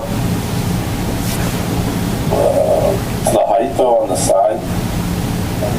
That's from a distance perspective. It's accessory building. Say, height. Keeps fogging, I'll just look at something. And then the design, so we want to have something in there that we're still trying to figure out in the actual bylaw what the language would be, but something that says that the unit should be within the same architectural style, design as the principal or primary dwelling unit. So if I have a ranch, I can't put a craftsman on my property? A little mini I craftsman. mean, I guess if you painted all the same color, maybe. Well, I guess we need to be a little bit more specific. More specific, that's exactly what we're going back and forth with in the bylaws. How Right. do we say, and, you know, is it complementary? What does that mean, you know? Right. Yeah, I no, want to put a cape on it. I get the point of that, I'm just not, I don't know. And I don't care, I mean, if it's a different color scheme. I'm just trying to think of like, if I'm putting an addition on my home, just an addition for me, nobody gets to dictate what style it is. Right. Right? That's A separate garage, the style can change if you want. Yeah. I don't know why all of a sudden you're Yeah. trying to force the design to match. Well, so I think what, possibly what people have seen is ADUs that look like cubes and ones that are, yeah, they look. Modern, like, And there's containers and there's, you know. Someone could produce them like you were suggesting, not the Amazon, we're not going there. Sears. But, yeah, I understand. Storage container, ADU. well, I think, so storage containers are kind of tough to get up to code in itself. So you're taking a storage container and essentially decreasing its space by half just to get it to code. Right. Different issue, though. Multiple storage containers. There's probably specifics we can say no. Double wide. No steel containers. There's probably some language that defines that, and then we can say that's probably not. Right, as long as it's Must be reasonable. constructed of standard building materials. I mean, you can, anyway, I'm not. But I mean, down steel is technically a standard building material. If you stack four on top of each other, you get a lot of room. So this is where it's tricky, right, where, But again, like, the only thing that you're affecting is, one, the amount of money that you're willing to put into this, and two, the resale value of your property at the end of the day.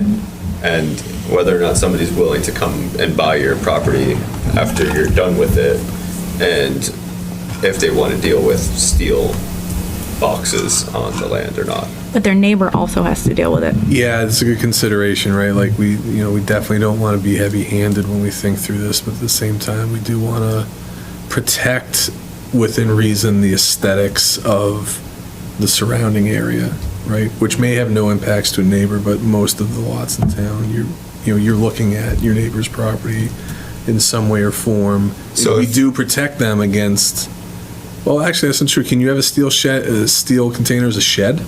Yeah. Or a bomb shelter. Yeah. I mean, but if I It's a demolish my bomb house now and I want to put 5 or 6 different steel containers on my property and use those to You live can- in, you am can I do that. allowed to by right? Yeah, I think so. So then why would we care about an ADU? I mean, I think we're thinking about all of the possibilities, but we haven't been presented with this situation for a normal domicile at this point in time. So I think we wait until it comes up.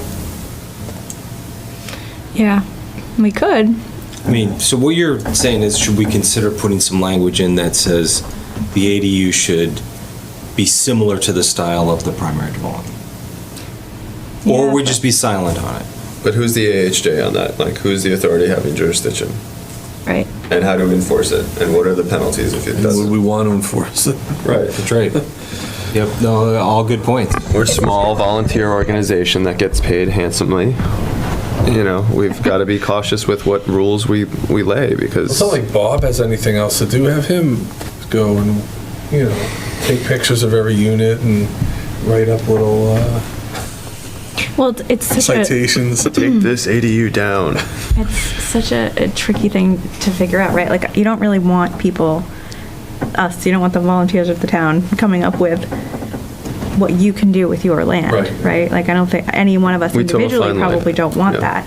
But when it's your neighbor, then they can have an impact. Like, I had a house that I renovated in Rentham, and I had to put up a huge fence and a bunch of trees because my realtor told me seeing the trailer next door, it wasn't a trailer, it was like an RV that was like gross, was going to get me less money for that house. So, I mean, this is like something that's actually built into your yard. It's not on wheels.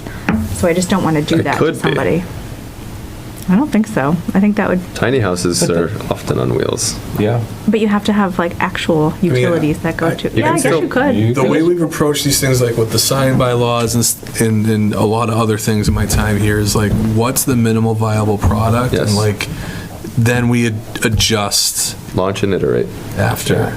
Because, you can definitely get me going down a thought rabbit hole and like, oh, what if somebody uses this material? And that would definitely irk me as a neighbor too. So I definitely want my planning board to have the conversation.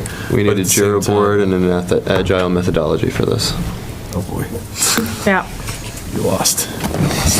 But I mean, we don't dictate that on accessory buildings. So that's, I mean, to me, Actually, you know what? Do so, no. Well, I mean, there's design guidelines, right? But not for accessory buildings. No, and we have to be reasonable. Right. And based Well- on all the definitions of what they put forward, the guidelines that they've put forward, we can't make it more difficult than a regular Right. single-family home, which Right. means that we can't actually put any of this in there. Yeah, I think we need to be silent on that for right now. Yeah. And then deal with it later if it does come up, and if it's allowed, because it may. But if it does come up, we have to do it from the single-family home perspective because then it trickles down and it's not like we're attacking the ADU specifically. Right, exactly. And then good luck getting that passed the town. The other thing is Bob was concerned that, that we could potentially people could create condos. I shouldn't say concerned. It was in a document that he created with just Oh yeah, outstanding could you items. spin off the ADU as a condo? So you can't sell it separately, right? Because it has to, you cannot have it, you can't subdivide it. And we had this conversation with town council, and he said, I think there's a really good argument here to say that to have an accessory dwelling unit, to have an accessory to something, then you have to have the original, right? You have to have the principal. And so, but you could condo the second one and then have an HOA agreement, essentially. And then you're sharing your yard and however it's written up in your HOA docs. So you could sell it, but you're creating a two-family property. But now, is it still considered an ADU? It's still an accessory to the home, but somebody else has purchased it and now you share a yard. I don't see a downside to that for the owner. Interesting. I haven't thought of any yet. Occupy it though either. The owner doesn't have to occupy either unit. Right. I don't see. So it applies to some ADUs, but not all, right? Just the ones that are separate.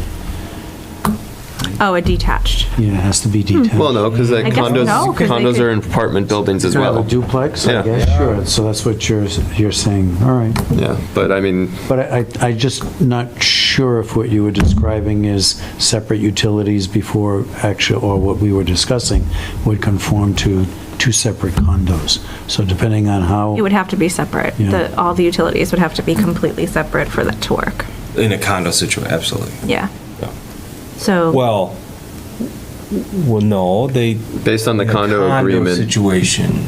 Wouldn't Yeah, they you would. be able to split the power based off of a condo agreement and you're just paying a percentage of whatever the bill is? I don't know that anybody would ever buy a house with that agreement, but. Like prorated on square footage. Yeah.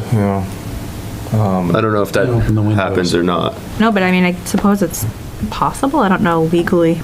I would think if you're going to buy it, you would want it to be separate, but you never know. Really getting complicated. Yeah, all the details. Because I mean, at the end of the day, it's power. That's the biggest one, right? Like, and then HOA fees would cover like septic and water if you're on town water. Mm-hmm. Because that's the other thing. Like, are you having a separate water meter installed? Mm-hmm. You could. You could, but I doubt it. So you'd probably just do a proration of the bill based off of square footage or occupants. Mm-hmm. But again, I don't see a reason to police the ability to condo. No.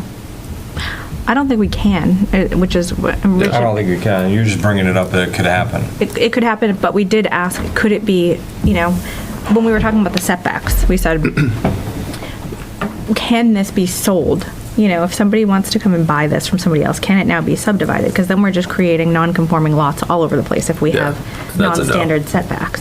Yep. And then, so the conversation came back to, no, but they could condo them. And we decided, we're like, all right, let's just stay with all the same setbacks, just make it simple. I think we're just giving out a lot of ideas to people for the future. Yeah. No one's taping us. I think they've That's already good. heard it. Well, can anybody So what- hear us? Isn't it broken? I don't know. No, they can. We're being Live streams recorded. working fine through the mics. It's just the Zoom is. Just participate, oh, okay. Yeah. So what are the next, are you done? What are the next steps? I would have asked one more question. At a state level, was there any advice towards the guidance towards town, like a boilerplate that you populate, you build out? Is there an organization like Josh Fayella?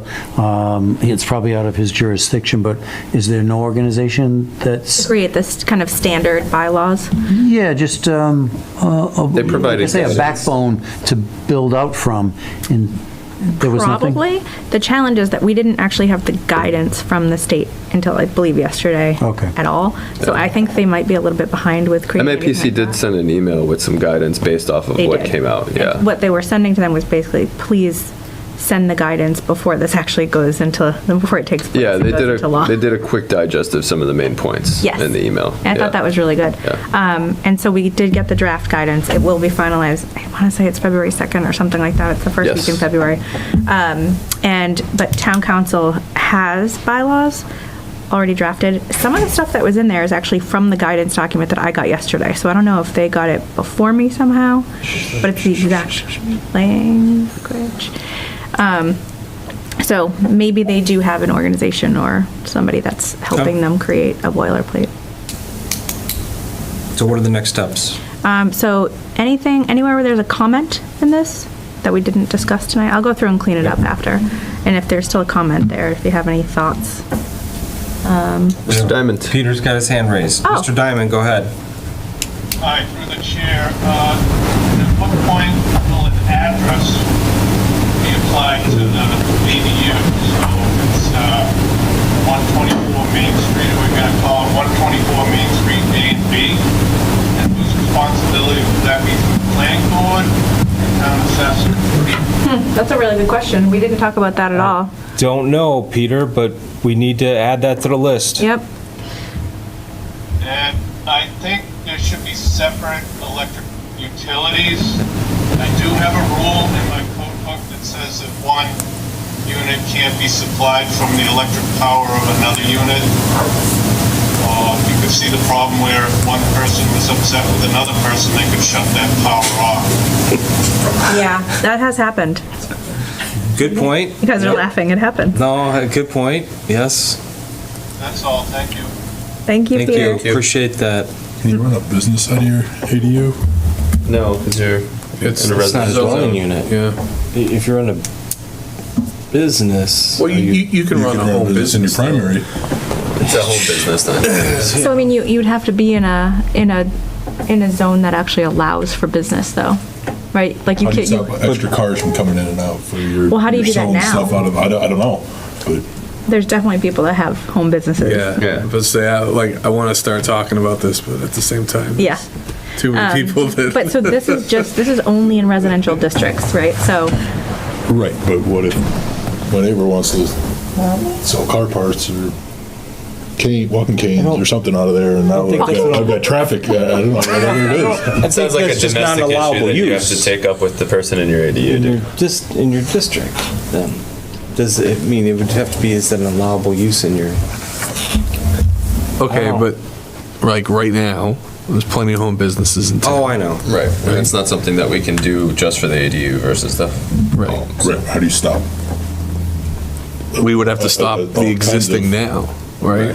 So we would have to crack down on it now as it exists in order. I mean, there can also be in our messaging, it can be in what we put in, any documentation that we have to support this that we give to Bob to put on his part of the website, anything like that, like as well as don't order it on Amazon unless it conforms with Massachusetts state building code. You're really hating on Amazon right now. It's just, this comes out, like, I'm just waiting, I just don't want anyone to spend money on the Oh, separate they unit. exist. I looked them up. Amish You can go buy shed or a ADU mini, kit a building tiny house on company. Yeah. Amazon I know, and have it delivered. I know, and it's like 25 grand. Crime-free shipping. I know. And I'm afraid that someone's gonna go and spend money and not know, so that's why I wanna have guidance for them, to let them know that Just because probably we're doesn't allowed. conform with Energy Stretch Code or Massachusetts State Building Code. Fair enough. It's got to conform. Yeah. Okay. But no, so then there's just a site plan review, standard stuff, you don't have to review that. But basically just anywhere that I had comments, that was the stuff I wanted to review with you guys, which we just did. Yep. So now that we've talked about it in this meeting, I know we still can't go back and forth in the document, but you can send Rich your comments and we can add them to the document. We can't go back and forth, but if I start making comments on that, is that okay? I believe you can add comments, I cannot reply back, because then it would be Right, deliberating, okay. but you could add comments and then I can Yeah, incorporate them because into that's the better doc. than me shipping it to you or Rich or somebody, then, okay. That way, everybody sees them, we just can't talk back and forth. We Right. cannot, yes, we can all make individual comments in the document, just no comments about other people's comments. Right, And if you have comments about other people's comments, you got to coordinate that through Rich. yes. And then, so we have another meeting on the 21st, it was the 14th, 21st, then the Yes, 27th. Yes. 27th is the public hearing. So next time, we basically have to finalize. So I didn't show the bylaws this time, but we do have them, and town council is cleaning them up with some of the changes, so I can send them all of the stuff that we talked about and work with Rich to make sure that they get the latest from this document, give us a clean version, and then we can review all of those at the next meeting. Does that sound good, Rich? So slight variation to that. Okay.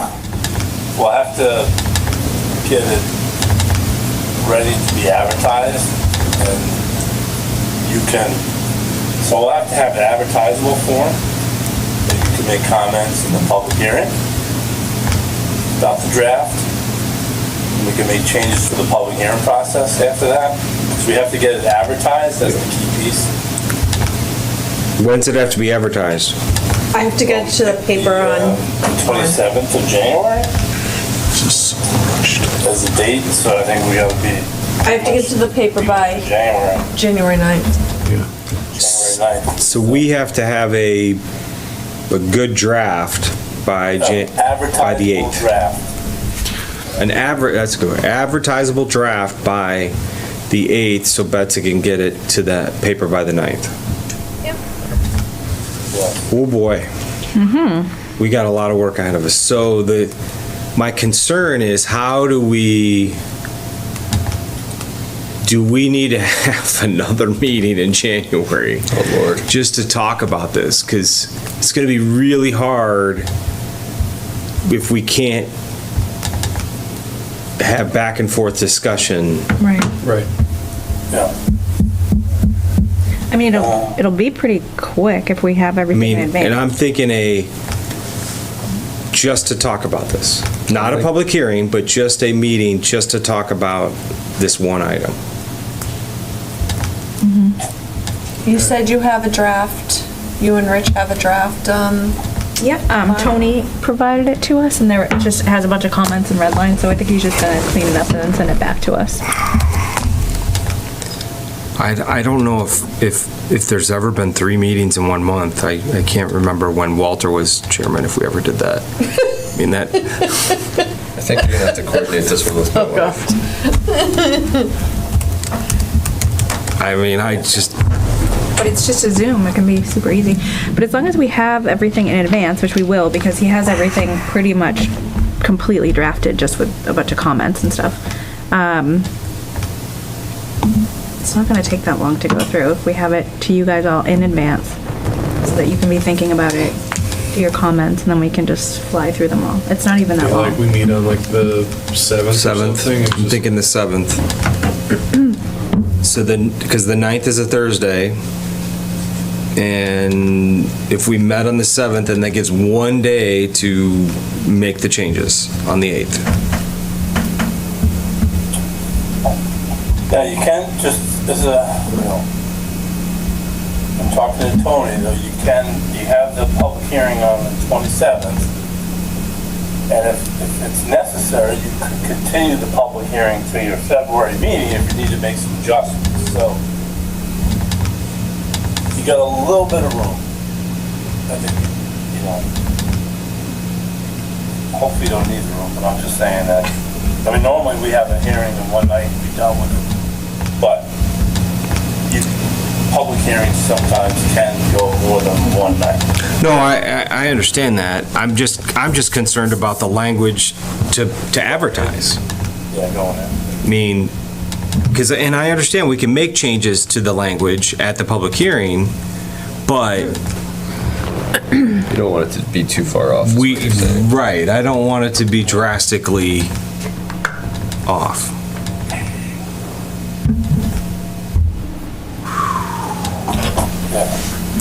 I do think we're gonna have to have a meeting on the 7th if that works for everyone, and we'll keep it just to this one topic.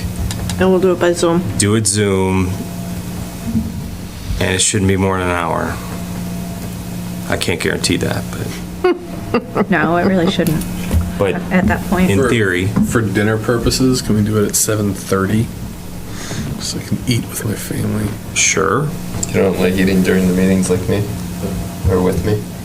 I like eating with my kids just staring at me, wondering why I force them to eat as a family. Rich, are you hearing anything about grumblings about the date of this implementation, and might this shift back because the guidance is still coming forward? No, the date's the date, and they set it by statute, so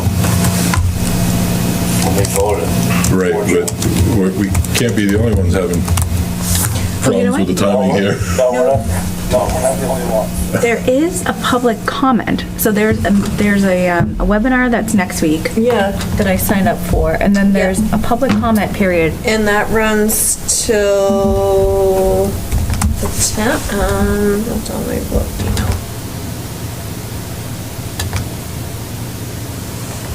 Wasn't thought through all the way. This whole thing wasn't thought through with time to implement. Right? Are we gonna do 7:30, or are we still? Public comment period is December 20th through January 10th. Okay. Public comments must be submitted through an online comment form that will be available on 12/20. So, the question at hand is, do we feel that we can put this together in an advertisable state without a meeting between now and then? Or do we have a meeting on the 7th? We can tentatively set it up for the 7th. We'll plan on it. Have you guys all seen the draft? Wait, no. No. I haven't seen the draft, but like, how much would the draft change? Like, because we can, like, if the draft is decent, then we can always amend it. We could always cancel the meeting. Right. If the draft is decent, we schedule the meeting now, but if the draft's decent and we don't need it, we just cancel it. Right. Yeah. I was saying don't even schedule, like, I'm not saying that's my preference, I'm just saying in theory, we could just. When do you need to schedule the meeting by? Because you have to put a notice out, right? I have to, Thursday before. post it 2 days before. 2 days Yeah, before. so that'd be the. so by the 2 time I business leave days. Thursday, yeah. 2 business days would be the Thursday of the prior week. Okay, so can we just draw that line in the sand and then we'll make the call then? Yeah. We can do that. We'll just put it on our calendars for now and. Yeah. Put it on your calendar now as just a placeholder. It's only 3.5 pages. It's just that it just looks messy right now. So he's just gonna clean it up. Okay. But it's only 3.5 pages. Okay, It's so- like, and we just reviewed like. Version, we'll take a look at it. Placeholder for the 7th. Okay. And I'm fine with doing 7:30. And me too. 7:30? And if we work hard, maybe the goal would be to not need it. If you guys put all of your comments into that document, and that's in the folder, Yep. then I think we'll be really good. We'll be in good shape by then. Okay.